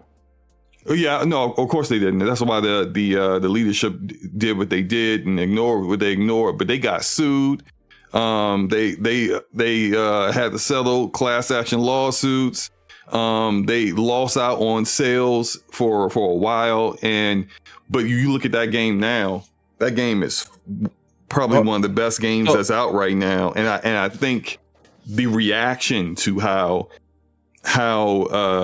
they launched it and the comeuppance they got for that is the reason why they actually had to get right and make the game right. So I think in the beginning, and it's still allowed for that to happen. The righteous smoke they got for it is the reason why the game is what it is today. Someone said Xbox sent review codes to favorite reviewers when it comes to Starfield. I will agree and I'll disagree with you to a degree, because I know a lot of people that hated that game got a review and shit on that game. They had that game long before it came out. If you're referring to like the Eurogamer like outlets, there was some like kind of what SloMo said, like some bad blood between the companies. It was mainly Bethesda and those Eurogamers. I disagree with that. They should have sent all of them codes. It probably would have been more beneficial, because it's awfully funny. They didn't send those people codes, and then when they reviewed the game, they all gave them 6 out of 10s. So they screwed them on that. And at the end of the day, it's like, if you don't, if you feel strong about something and you stand up, prepare for the consequences. So, yeah. Forte, anything you want to say about this before we get into the last topic? Did we lose Forte? No, I'm here. Did you guys talk about Metaphor yet? No, I'm just listening. I haven't played the game, so I'm just getting caught up from y'all. Cool, Did you guys play Metaphor? Yes, I'm 60 hours in Metaphor, and I'm on the last boss. He's whooping my ass. Yeah, I've heard from other people that like he's got a lot of phases and he's pretty tough. I'm trying to like make 70. Sure. Level 7, yeah. I am funny enough. I'm so under level. I'm like level 48 or something, like at the most. Maybe I got one character might be like level 48 or something. People are abusing the hell out of those crystals though, so you can't really take. There's a lot of inflated levels. They don't expect you to be like crazy high level like that. Like it's just because what's funny is you could reset rooms. You don't even need those crystals. You could reset rooms easy, just leaving and coming back. Yeah, that's true. But then you lose a day if you do that. No, you can just go to the entrance and come right back in. You don't have to leave the whole dungeon. Oh, you mean just like leave and then go to where all your characters are just standing around? And then you can come right back in and it resets all of them. Oh, cool. Okay. Yeah. So final topic of the night, and we got some news here from PlayStation. Coming from a update from Herman Hulst, who is the co-CEO of Sony Interactive Entertainment. Made an announcement 2 days ago that they are shutting down 2 studios, Firewalk Studios and Neon Koi. Neon Koi was a developer making a mobile game. I assume that mobile game got canceled because the studio is also canceled. But we probably all are familiar with Firewalk because Firewalk was making Concord, which was launched and then unlaunched in a matter of weeks, like 2 weeks at the most, I believe. And so that pretty much guarantees that we're not getting a update to Concord, or as the creative director, when he first came out with his update initially, said that, they were going to look at some changes or potentially the language he used was potentially bring the game back, as a lot of people had surmised that there was no guarantee that the game would definitely be coming back in any way, shape, or form, considering how little reception it got and how big of a flop it was financially and critically. So this means that a total of 200 or roughly 200 developers have now been laid off. Firewalk had like somewhere between 175 developers, and Neon Koi had about 25 to 30. And so, I mean, let's ask our guest Addict. What are your thoughts about this, man? I think we all knew. kind of had a little bit of hope that they would allow them to at least go free to play. Because I mean, how you already put this much money? How much more is like a month or two of salaries just to see if you could do it? But you know, they probably made the right choice in the end. Look, like I don't think people really I don't think people really can grasp the situation that PlayStation's in. Like PlayStation spent a lot of money on Concord, like an absurd amount, and that wasn't just Concord. You go look how many games they canceled, how many deals that they just pulled back on. You think they got any of that money back? Like unlikely. PlayStation. I'm not saying they're like in financial trouble or anything like that. But there's a reason you're not seeing their games. There's a reason you're not seeing a lot of these announcements. It's because of the choices and the pivot that they did. Because they didn't just pivot one or two studios. Almost every studio is making games as a service. And when they probably lost years of development. Like, don't expect PlayStation to start because most of the time, like midway through the generation, PlayStation starts like really popping off. You know what I'm saying? I don't think that's going to be this one. You're going to see PlayStation pop off at the end of the generation.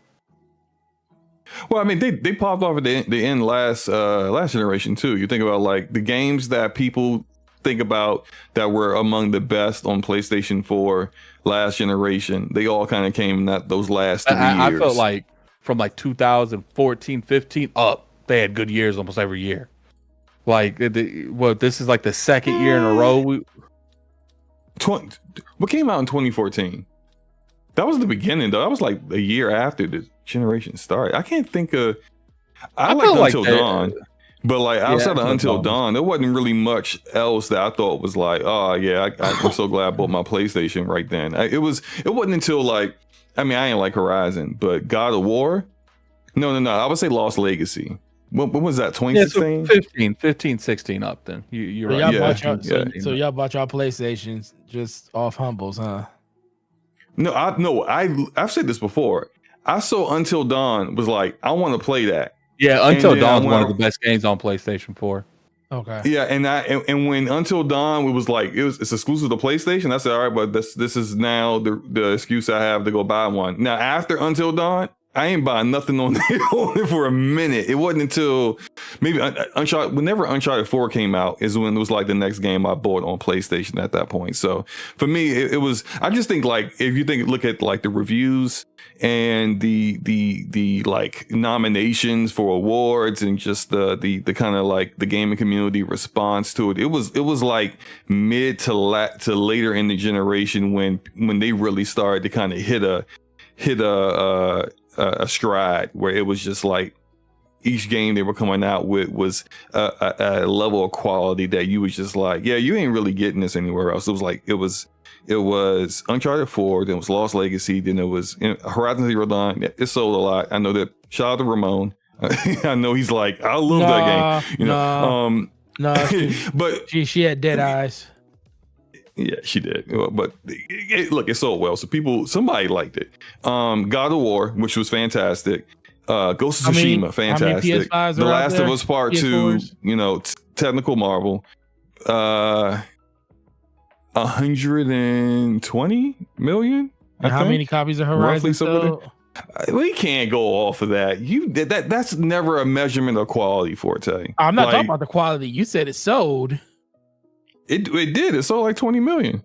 I know. I'm just messing with you. It's just funny because I had people like three people over the course of the last 2 weeks that traded their systems in, saying that it just was no games over there they wanted to play.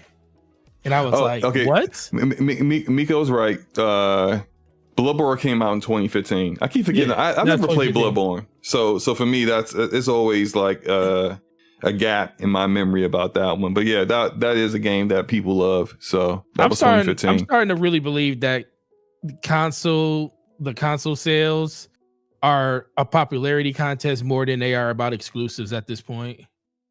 Which system is more popular? It's the ones that's going to sell the most. It's not about exclusives really at all. Exclusives just help, but it's not the reason. It's not the reason. Well, Okay, so why is one console more popular than another? Well, PlayStation's a more popular brand than Xbox, than Nintendo is. And Nintendo is probably the most popular brand, but Nintendo. And why is Nintendo the most popular? Because it's always going to be kids growing up, and people's moms and dads will always default to Nintendo before they default to like Xbox and PlayStation. And then as you grow up, or it's the only place you can play Metroid, Mario, Zelda, Kirby. No, Nintendo. Pokemon. No, Nintendo. Listen, Nintendo is the only one where first party really truly matters. But you just said it's the most popular, though, right? It's the most popular for multiple reasons. But it's the only console that has multiple reasons why it's the most popular. I think the exclusives is the main reason why it's the most popular. I'll give you Nintendo. Nintendo wouldn't be. If Nintendo allowed their games, I would love it if they did. But if they did that, if they allowed their games on PC, then like no one's buying a really outdated piece of hardware where your cell phone is more powerful than it. Like in the way that it's going.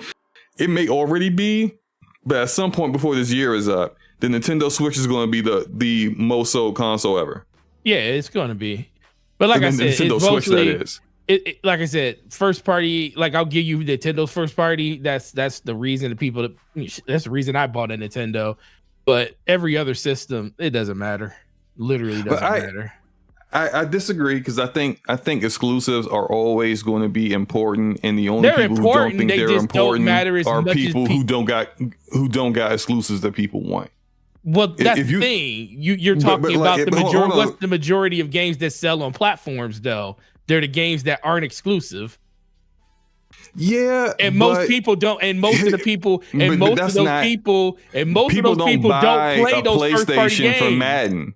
People don't buy a PlayStation for Madden. Yes, they do. Are you serious? No, they don't. Yes, they do. They don't buy Madden is on Xbox. Yeah, but their friends are on PlayStation. It's crossplay. It wasn't crossplay at the beginning. It wasn't crossplay at the beginning. We're talking about PS4. 2024 for Forte. We're talking about today, Forte. It's been cross. How long has it Madden been crossplay? So you tell me about why all the people that walk into the store saying the games they want to play are they say the games that they're not interested in the games on PlayStation 5, but then they trade in their PlayStation 5s for Xboxes, and I'm like, to play what? The games are the same on both systems. 95% of all games are on both systems. It's crossplay all over the place. Most games have it, but people still choose to play on particular platforms where their friends are. I don't know why that is, but it's a thing. And we can't say that exclusive. Like, I hate having the argument around this because exclusives do matter. I just don't think it's the most important thing to a platform when it comes to like what people on the majority play. I think it's really good for the 20 to 30% of people that want that particular platform, but the majority of people that buy these consoles, they're buying them out of not reputation, but buying it out of the fact that their friends have it. It's the most popular thing in the world. Just like Xbox 360 was the most popular system going at the time, people were buying Xbox 360s in droves. And then when PlayStation, but then we all knew PlayStation was going to catch up once. That's the thing that people didn't realize. PlayStation was going to always catch up. When they fixed their issue. PlayStation caught up when Xbox started focusing on Connect and stopped actually focusing on exclusive games that people wanted. When Gears was hot, everybody was on that. Halo 3, everybody was on that. When they had exclusive games that people wanted, everybody was on it. The reason why exclusives are the most important is because everyone gets all the other games that everyone plays, the NBA 2Ks, the Maddens, the GTAs, FIFA. It's not FIFA anymore. EA FC Sports. Now college football, all that stuff is multi-platform. You can get it on any platform. So you tell me. Hold on, why. I'm not done. Go ahead. But you got those games everywhere. But then when you see, I also want to play Spider-Man. Oh, but Spider-Man's only in one place. Oh, but I also want to play this game or that game that's exclusive to the platform, that is going to lean you towards a direction where I get to play the games that I'm going to play on an annual basis anyway, and I get this other content that I can only get here. So what did Horizon sell? Like, I think like 20 million off the top of my head. 20 million. Somebody in the chat could Spider-Man probably sold 20. give us the exact I know number. Spider-Man sold 20 million. Horizon well over sold that, 20 million. Last of Us was around 15 to 16 million. Mm-hmm. We're talking. See, this goes against the reason I say this goes because it goes against the argument that you just said about Nintendo. See, I consider Nintendo first party because most of their first party games are in the 40 to 50 to, if not close to 60 million, which is half of their install base. That's not half.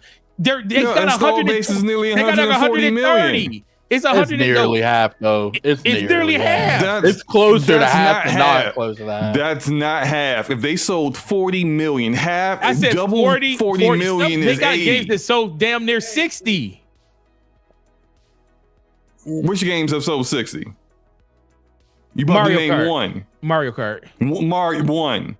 It's still And, sold. and that same So Mario Kart was on the Wii. You tell me a on the Wii U. PlayStation game that sold. You tell me a PlayStation game that sold 30. But that's not the point. You tell me one that sold where is the 45. measurement? Where is the measurement where we choose to say, oh, well, that's not enough? Where is it? Where No, what's because the it's number about where it didn't sell enough to be considered it sold well? But you're saying PlayStation, okay? But you're saying the reason people buy Nintendo is mostly for the first party.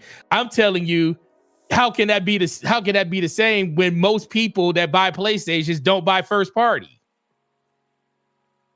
I think people buy consoles. I think people buy consoles for personal expectations. Some people only want to play Madden every year, right? So that goes on what it's marketed on.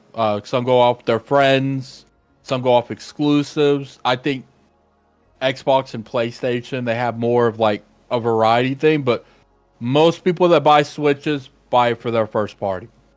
Exactly. That's what I'm saying. Yeah. But it's the same exact thing for PlayStation. But it's not because most people buy for the things that Addy just said for the most part. For other things not first party. The actual like numbers of the most played games on both platforms are all the same games, right? If you look at like Circona's numbers they show it to you on a weekly basis, what's the most played games on PlayStation and Xbox? They may be in a different order, but the top 10 are still the same exact games, right? Yeah, because they're third party. And they're free to play. And they're free to play. And a lot of them are free to play, right? Mm-hmm. Now, when it comes to every now and then that game that creeps in, this is also why Sony is focusing so much on live service, because they're seeing we're only getting 30% out of these games. If we can get a game to crack that top 10 and stay there, oh well, we're swimming in money. We can do what EA does, where EA basically funds all the other games that they make off of Ultimate Team transactions from Madden and EAFC Sports. They get those in the billions annually, and it pays for everything else. I'm gonna be real. So Sony wants that kind of money. Go ahead. In my personal opinion, when it comes to what people buy for what, I think because here's the thing: who said the first one of 10 million wins the console generation? Wasn't that Peter Moore or something like that? Yeah, someone said that. I think Peter Moore did say that. Yeah. Yeah. So look, I think exclusives help get them to that first 10 million, and then once you've already won the majority and you've got the popular opinion, the casuals just flock to that popular opinion. They flock to that platform. So I would say you're both right, because exclusives start the race and get you to the top of the hill, and then once you're there, the casuals pop in the ship, and then it's just downhill from there. Like, yep. Would you say, and I don't know the numbers on how it played out on an annual basis, but wouldn't you say when PlayStation started dropping the heat later in last generation, that their sales kind of like continue to go up. Like I believe their year over year hardware sales continue to just get higher and higher. Like they never went negative, going from maybe like say like 2016 to 2017 on until to when they introduced the PS5.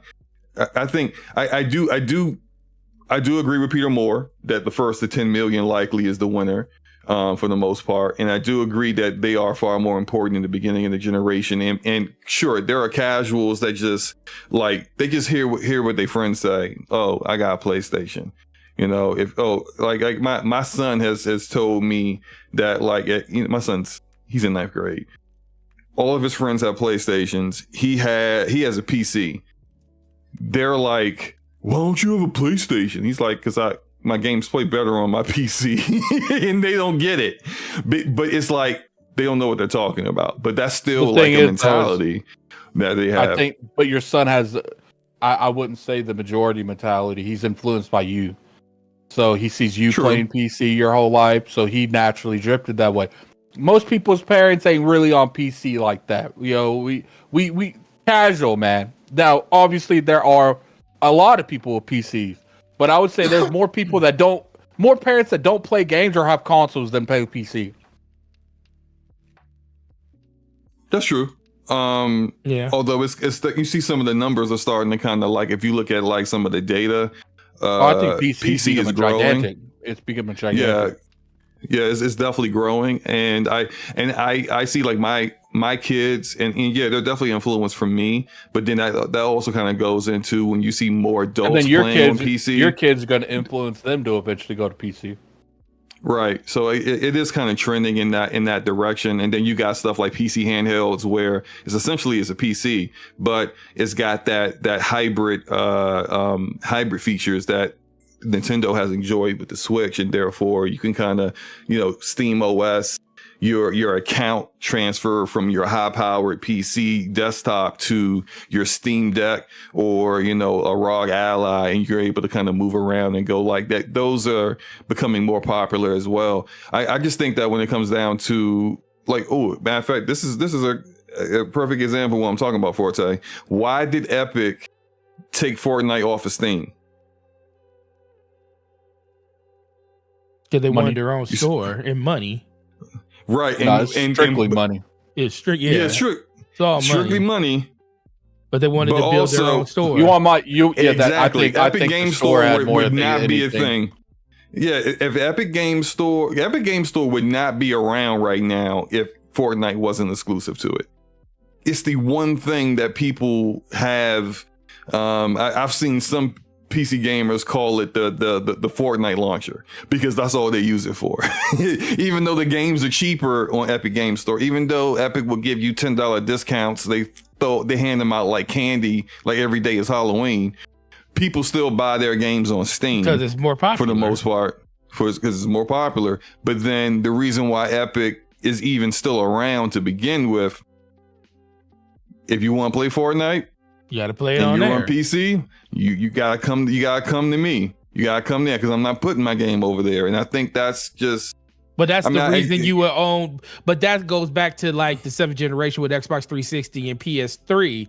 I always told people PS3 and Xbox 360 was probably the one generation where the majority of gamers own both systems, because Xbox gave you a reason early to why you should have an Xbox.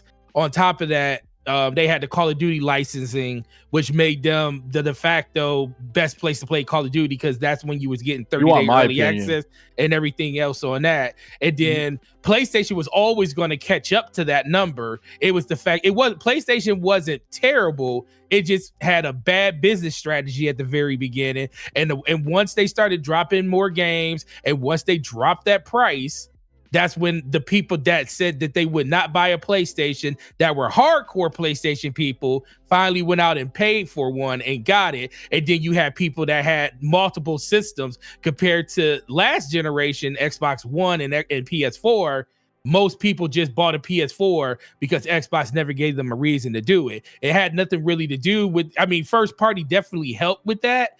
But if, like you said, if you're not giving people a reason on your first party to want to buy your system, how are you going to effectively get your friends or people you know to want to come on Xbox 360 with you? Because there's no reason for them to do it, because everything that they could want is on PlayStation. And that's where most of their friends are. But go ahead. I think now God of War 3, that was on PlayStation 3 too, right? Dang, that's the reason I bought a PlayStation 3. Yeah. I think the game that saved PlayStation was Last of Us. Like, because I agree with that. I felt like God of War was great, but God of War had an established franchise, established fan base. It was the third one. If people didn't have a PlayStation to play God of War at that time, no one was going to go buy PlayStation to play God of War. But I remember when that Last of Us came out, dude. That was everywhere. It was different. That was different, bro. And there was only one place to play it, right?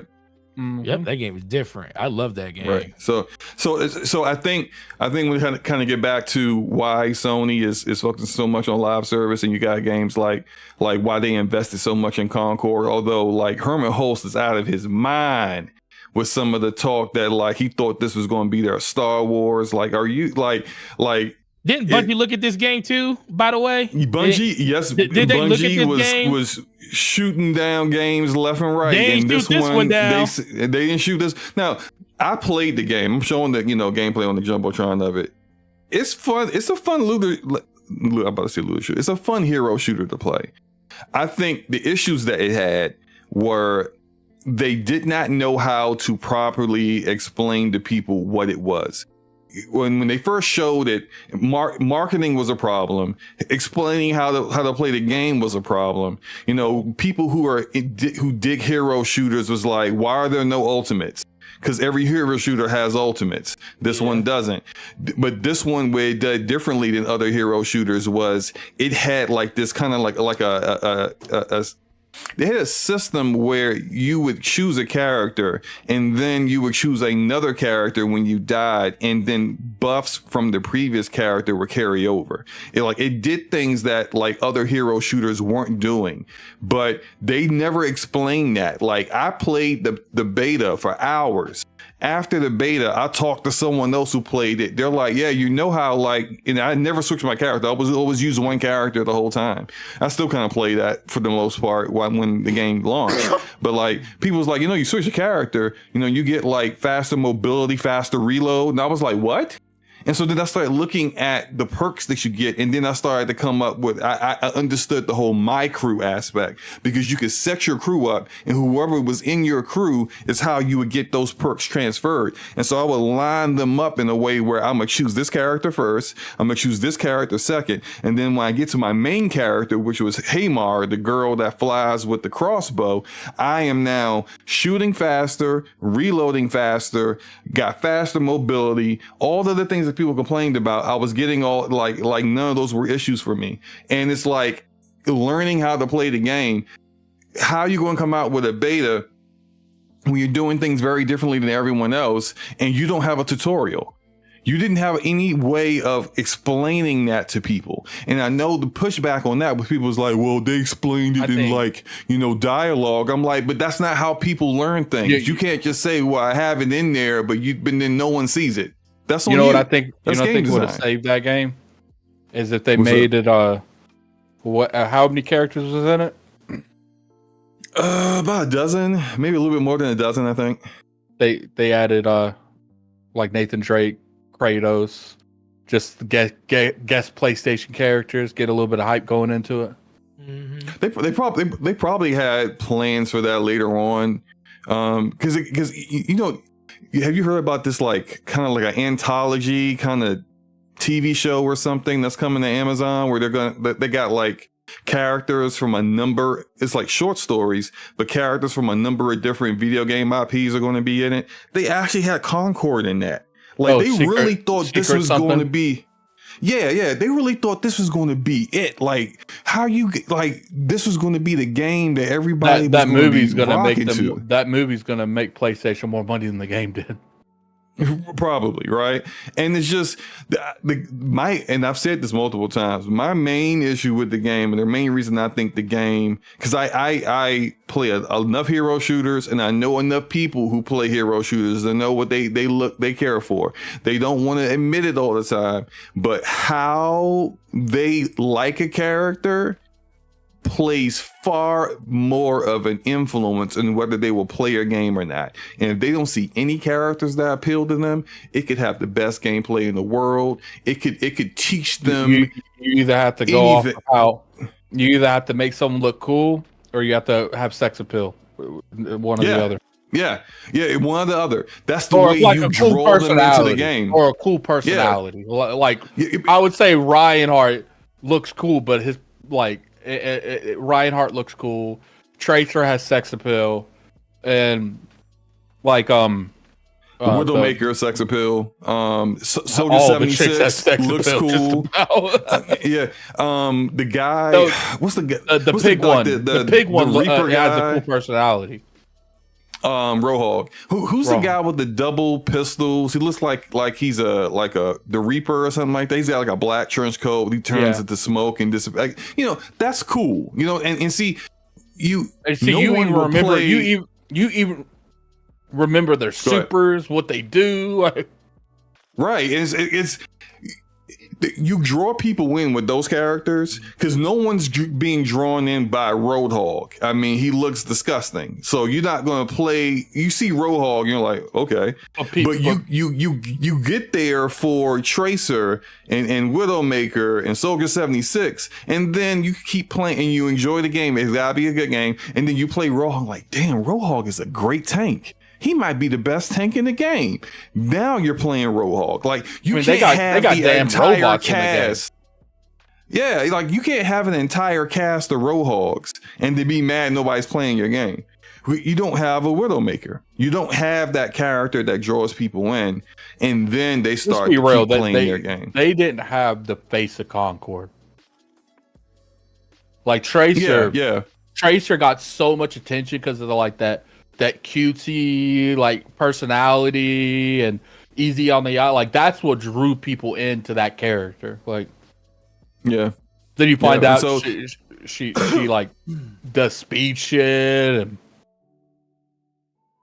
Yeah, I actually really enjoy playing this Tracer. Like the whole teleport when you get in trouble because she had low health, but you were like, if you got to the point you used to like, looks like I'm about to die. You can hit the rewind skill to rewind yourself back to exactly to the point you were like 5 seconds ago when you still had more health, and then like it would really throw the other team off because they're about to kill you, and then you just disappear on them, and it's just like, yeah, she was dope, and it's just. All these hero shooters that are good have good like characters that you have to learn and figure out. But it's just no one's going to learn those things if you don't give them the reasons that they're looking for to actually play your game. And Overwatch 2's Zero Hour trailer was better than all the promotion shit they had on Concord the entire time. Which trailer? You talking about the reveal trailer where like Genji, like they're like about to get killed by the big robot that everyone just shows up at the very end. Yeah, that was dope. That was a great trailer. Yeah, that was money well spent. Blizzard spent good money on that, and that was money well spent. Sony spent probably more on a even like visually better looking trailer than that trailer that Overwatch had, and people came away with it like what. Is this Guardians of the Galaxy? Like, what is this game? And then they did another trailer after that, if I recall. They did a narrative trailer that just didn't make any sense. Then they did a trailer after that actually showed some gameplay. And there were people that was like, oh, so it's Destiny. No, it's not Destiny. People was like, oh, so it's, is it over? It can't be Overwatch. It's third person. And it was just like, there was so many people who saw it and was like, I really don't know what I'm playing. They didn't know it was a hero shooter. It's just, they made a lot of missteps with that. And I wonder in the future, when it comes to their other live service games, like for example, I think the next one's probably Fair Games will probably come out. They say it's supposed to come out within the next fiscal year for them. So that will be April. So before April of 2025, we should be getting fair games. And then sometime after that, probably in the summer-ish, probably Bungie's Marathon. I wonder if they learned enough lessons with the Concord's failure to make sure those games don't receive the same fate. And like Blizzard, I'm looking at like the Zero trailer thing. Like they knew what they were doing. Guess who's like one of the very first character that shows up in the trailer? Winston, Tracer, and a new character, brand new character. Like, yeah. And then when like someone shows up randomly and saves them, their most popular character it shows up first. It's Genji. I used to hate Genji in that game, man. He's a bitch to fight, dude. People who know how to use Genji will work you. He'll work you over. Yeah, once you see a Genji and like he kills you one time, we got a Genji, okay. Yeah. So I guess I hope the devs for Firewalk. I will say this, and I gotta give I gave EA the smoke for what happened with Ascension Studios that made Immortals of Avium. Any developer, any publisher or platform holder that shuts down the studio after one game, when it takes like 5 to 6 years to get AAA games out now, and you could be using that developer as a support studio. You could be, helping them kind of figure out a way to make their next game successful. Like I've always said this about Uncharted 1. I thought Uncharted 1's a bit overrated. I think it's the worst Uncharted. But if Sony was just like, hey, this ain't quite hit the mark, so no, all like they will never got Uncharted 2, which is the best one, and it's just like sometimes you just gotta give people a little time. You gotta give them another shot. Shut them down and not even use them as a support studio. Like what? Nah, that's not the move. What's funny is like I feel like Overwatch, the like Tracer was like the face of Overwatch, but like everyone know who Mercy was. Like, right. Yeah, the healer. Yeah, and Blizzard understood the assignment. They understood. They should have hired people. They should have hired people from Blizzard. Yeah, and that might get into kind of some of the other talk we heard about the studio with some of this quote unquote toxic positivity, where it's like there really wasn't any kind of criticism of things that like weren't going to work. I've been saying toxic positivity since like 2019. No, because it's like, look, like when you live in an industry, I feel like that's the reason PR goes the way they do, is because no one rightfully tells them this is not going to work. It's not even that. It's just like, why work with like an IOP when you can work with another organization that, IOPs, they got loose people, man. We don't know what King's going to say. We definitely don't know what Addict's going to say. We don't know what Cog's going to say. But this other company, we kind of know what they're going to say. Like, hey, there's some content creators out here that never say anything negative about any game. Oh, and they will tweet out about stuff. Yeah, but this is why those people get all the access they get, because they are an extension of marketing, and they know that's what they're doing. And the companies that give them access and give them free things, and hey, look, I just got a PS5 Pro. You know why Sony gave you a PS5 Pro? Because even if you privately feel I don't really quite like this aspect of it, you ain't gonna ever say it on your Twitter timeline. So they know it's safe to give you that, and you got enough people who follow you where that you will say everything that they would love to say themselves, but no one would say, oh, well, I mean, of course you're going to say that about it. Oh, but this person said it, and they don't actually work for you. It's the game, and I understand it, but for me, it's just like none of those people, if you never have anything negative to say about a game, I'm not saying being mean, but constructive criticism is what it is. You're not going to love and like everything. Unfortunately, if you somehow love and like everything, then I it's just not don't realistic. trust anything you have to say. It's completely unrealistic, but you know, it works. Clearly, it works because there's a lot of people doing it. And you know, the sad thing about this is you got people like me that, you know, I'm a lot more critical on games, but because you have so many people that just like, you know, I consider toxic positivity. They'll talk about negative stuff and criticize it, but they always spin it in a positive way. And it's just like when you have these people, like for instance, like Xbox, you know, I don't like them going multi-plat. I think it's a mistake. I think once the hardware dies, how are you gonna sell Game Pass? Are you gonna sell it to the PC crowd that is already stagnant? You're gonna sell it to the cell phone crowd when Resident Evil flopped and all these cell phone games flopped? Like, to me, your best way to sell Game Pass is will always be your own platform. And you know, because a lot of people don't say it, when I say it, I look like I'm the crazy one and I'm the unrealistic one. It is difficult being the person that is keeping it real when so many are not doing so. Most it makes people you look like, unfortunately, it makes you look like you're a hater or you're just, you know, like, whatever narratives people want to pick up outside of just, hey, look, maybe I actually are keeping it real in that time period where no one else really is, or the people who get access are just, you know, they're choosing not to. And again, we know why.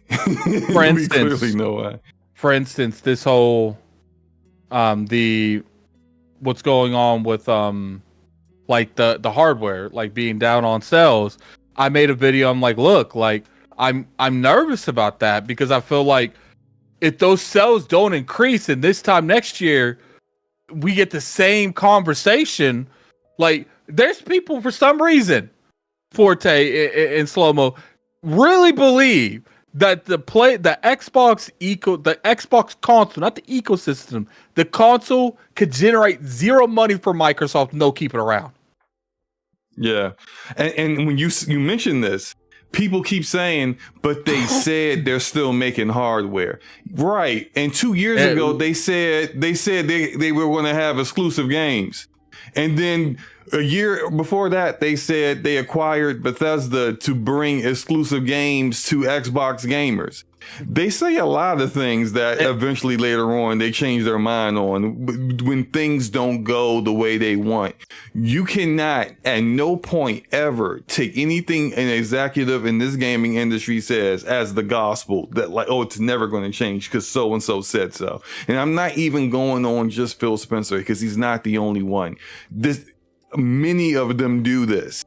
They'll tell you this is what we're doing, but what they should be saying is this is what we're doing right now, because that it is subject to change at any given time. And I really feel like the whole switch to multi-platform is actually due to how much money ABK makes and the amount of success it generates on other platforms. And I think there are people in Microsoft leadership that looked at that and was like, why ain't we doing that with all of our games? Nah, bump that. Go ahead and put these games over on PlayStation. You know, and a lot of people say, like, you know, obviously what I'm about to say, like, I'm sure a lot of people would disagree.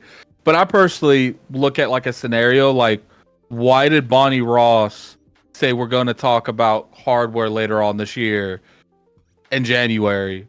And we're almost in November and we haven't heard nothing about it.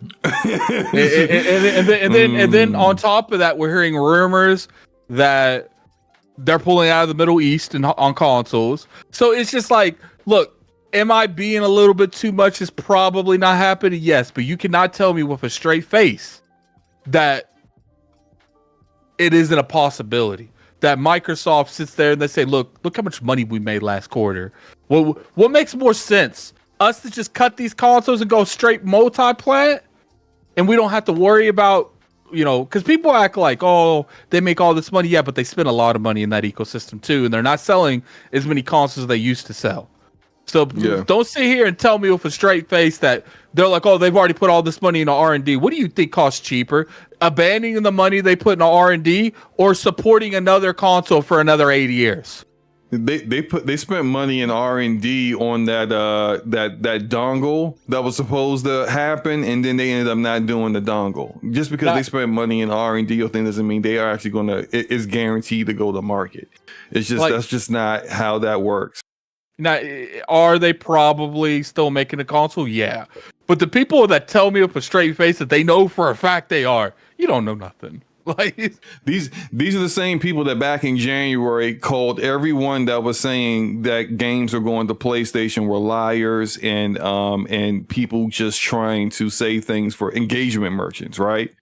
Then when it came out, it was true. These are the same people that was like, oh, it's not the big games. It's not Indiana Jones and Starfield. That's what Phil said. Then the same people saw Jeff Keighley do a one more thing, Indiana Jones going to PlayStation just 3 months after it comes the Xbox and PC, and they still want to hold on to what executives say. Yeah. At some point in time, you gotta stop being so gullible and naive. You just believe that only person looking crazy is you. Right. You're twisting yourself and making yourself look foolish for executives for what? They don't care about you, and they don't care how foolish you look listening to them. So do yourself a favor and just play. And I'm not telling people to give up on Xbox. I'm not saying that. If that's your preferred place to play, more power to you. Enjoy that. Continue to play there for as long as they're making hardware there for you to play. But just understand the reality of things. If it's not selling, more likely than not, they're going to eventually stop making them. And even though they said we will continue to keep making them, you just can't take their word for everything. So if you need to have contingencies, if you need to get yourself a Steam Deck or a ROG Ally, you need to go build a PC, hey, hit me up in DMs. I'll help you put one together in PC Part Picker. But you need to understand what the reality of the situation is that like you can live in La La Land if you want, but you're going to wake up without an Xbox one day. Yeah, and if Xbox goes down, I don't want to hear no one say I told you so. Like, nah, because I told you guys for years they're not going to continue to. Because see, here's the thing: like people sit there and give me all kinds of excuses. Like these are the same companies that will lay off thousands of people just to hit a quarterly profit next quarter. You mean to tell me they're just going to take L's? Right. Yeah, man. You know, like they and just to hit their revenue goals, which they are hitting, but you know, in order to do that, you know, there's a lot of people that you know are on severance right now to help make that happen. You know, that's not hitting your goals and in a way that isn't just to appease shareholders. You know, shareholders don't care if people got laid off, but I don't understand how, like, look, I'm not going to sit here and say it matters that, you know, they needed the ABK profit increase to you know, make an increase in their yearly profit, but it's just like, how you going to sit here and tell me with a straight face that, like, that doesn't mean anything? So you mean to tell me the company they bought, ABK, is profitable this year because they're bringing in the money that they weren't generating last year around this time because they didn't own the damn company. and yeah, I said this when people started bragging about those numbers. I said, how is this going to look next year? Yeah, when see happens next year when it's like a 2% increase.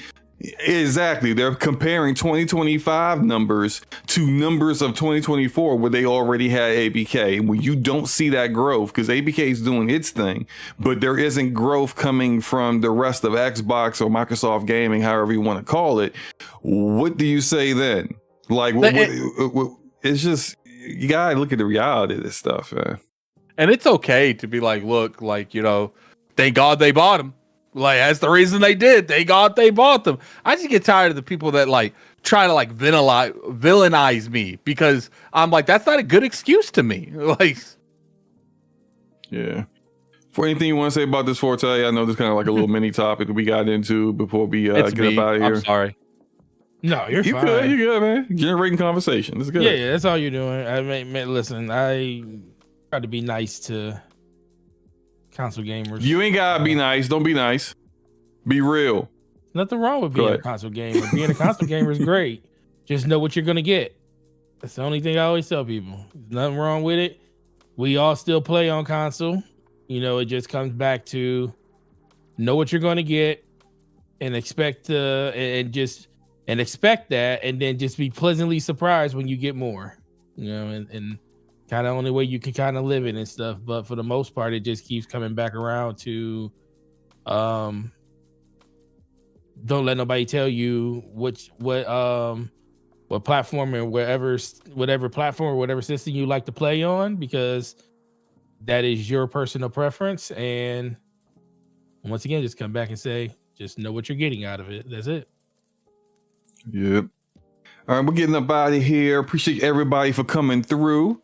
Episode 222. Wait a minute, hold up. I'm sorry, 202. I just gave us 20 extra episodes. That's fine. Addict, let everyone know where they can find you, sir. Iron Lords Podcast and Addicts Arena YouTube channels. Anything else you want to plug? Yeah, you can find me on YouTube at Gaming Addict. You can find me on YouTube on my streaming channel, Addict Arena. I appreciate you guys letting me come in here and speak it out, man. It gives me like a little warm up show for IOP Sunday, because I'm sure everyone disagrees with me with the review thing too. So it's all good, bro. It's you know how we are. We love conversation. We love it, whether it's debate or just it's we can disagree on things and it not be like, you know, we're not immature about stuff. You know, some people can't disagree on things without, you know, becoming like insulting and mean spirited, and that's just not us. We can disagree and still be, you know, just fine, because it's just opinions. It's no big deal. The thing with me is like, I've never had a problem being the only person in the room. It have to fight like the whole room. It's like, okay, most of my life I've been the odd man out. So I don't know why I Good Times just came in my, all my life I had to fight. Yeah, okay, I'm definitely tired. I gotta fight. Forte, what you got going on over the next week? When are you going to stream something? You keep talking about streaming, and you ain't streamed a damn thing. So when are you going to stream something? Oh, that's a good question. When you want me to stream something? When do you want to stream something? It ain't about me. I'm boring. Oh, Mike, stop it. I'm boring. Well, I'll make videos. We okay. I don't know what the depression mode you just turned into, but we not going to entertain that. Depression mode. No, I'm gonna do something. I almost made a video earlier this week, and then I got home, sat down, I was like, You stopped feeling it. You were excited to make it, and then you later on you kind of cooled off on whatever the topic was. Well, it's because I was going to talk about Firewalk, and by the time I got home, for work, see, this is the thing. If I was at home already, I probably would have made I know I would have made the video if I was at home when it happened. But since I was at work and it happened, I was like, man, I started like doing an outline on my phone, and then I got home, and then I was like, no one gonna listen to me. Self-deprecation. Yeah, we got to work on that. We gonna get that together. Nobody like me, man. Come on now, you know. Oh, shut up. Okay, well, let's get SloMo out of here. is the most important person on this podcast. Oh my God, what are we doing? Anyway, I know. You hear this guy? Good grief. he couldn't hear him.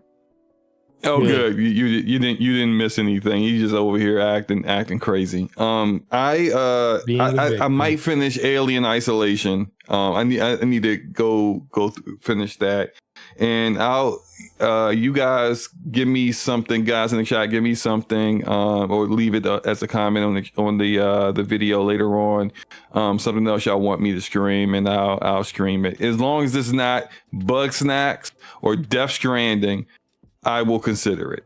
Bug Snacks. So outside of those, see, RK, I just said no Bug Snacks. I just said that. Like, what are you doing? See, there's always those two games, and I'm like, y'all just want to see me like in misery and pain. So yeah, I'm not playing those games. Anyway, we're gonna get up out of here. Bug Snacks is awesome. Have you ever played it, Forte? Yeah, I did. They played the first day it came out. I did. First day it came out. Okay, did you finish it? Hell no. Why? Thank you, because it's awful. Anyway. I wasn't being paid to play it though. Anyway, if I was being paid to play it, I would play it. Oh yeah, okay. I wish I had people that would support me and give me $50 to play a game. I would do it happily. Lord, here we go. Okay. DPS podcast episode 203 will be next Thursday, 9 p.m. Eastern Standard Time. We'll see you guys next time. Well, actually, we might see you guys this weekend. We might be streaming something. So if we go live, just come on through, hang out with us. We'll have a good time. And hope you guys enjoy the rest of your night. Have a good one. Peace. Okay, we're done. What are you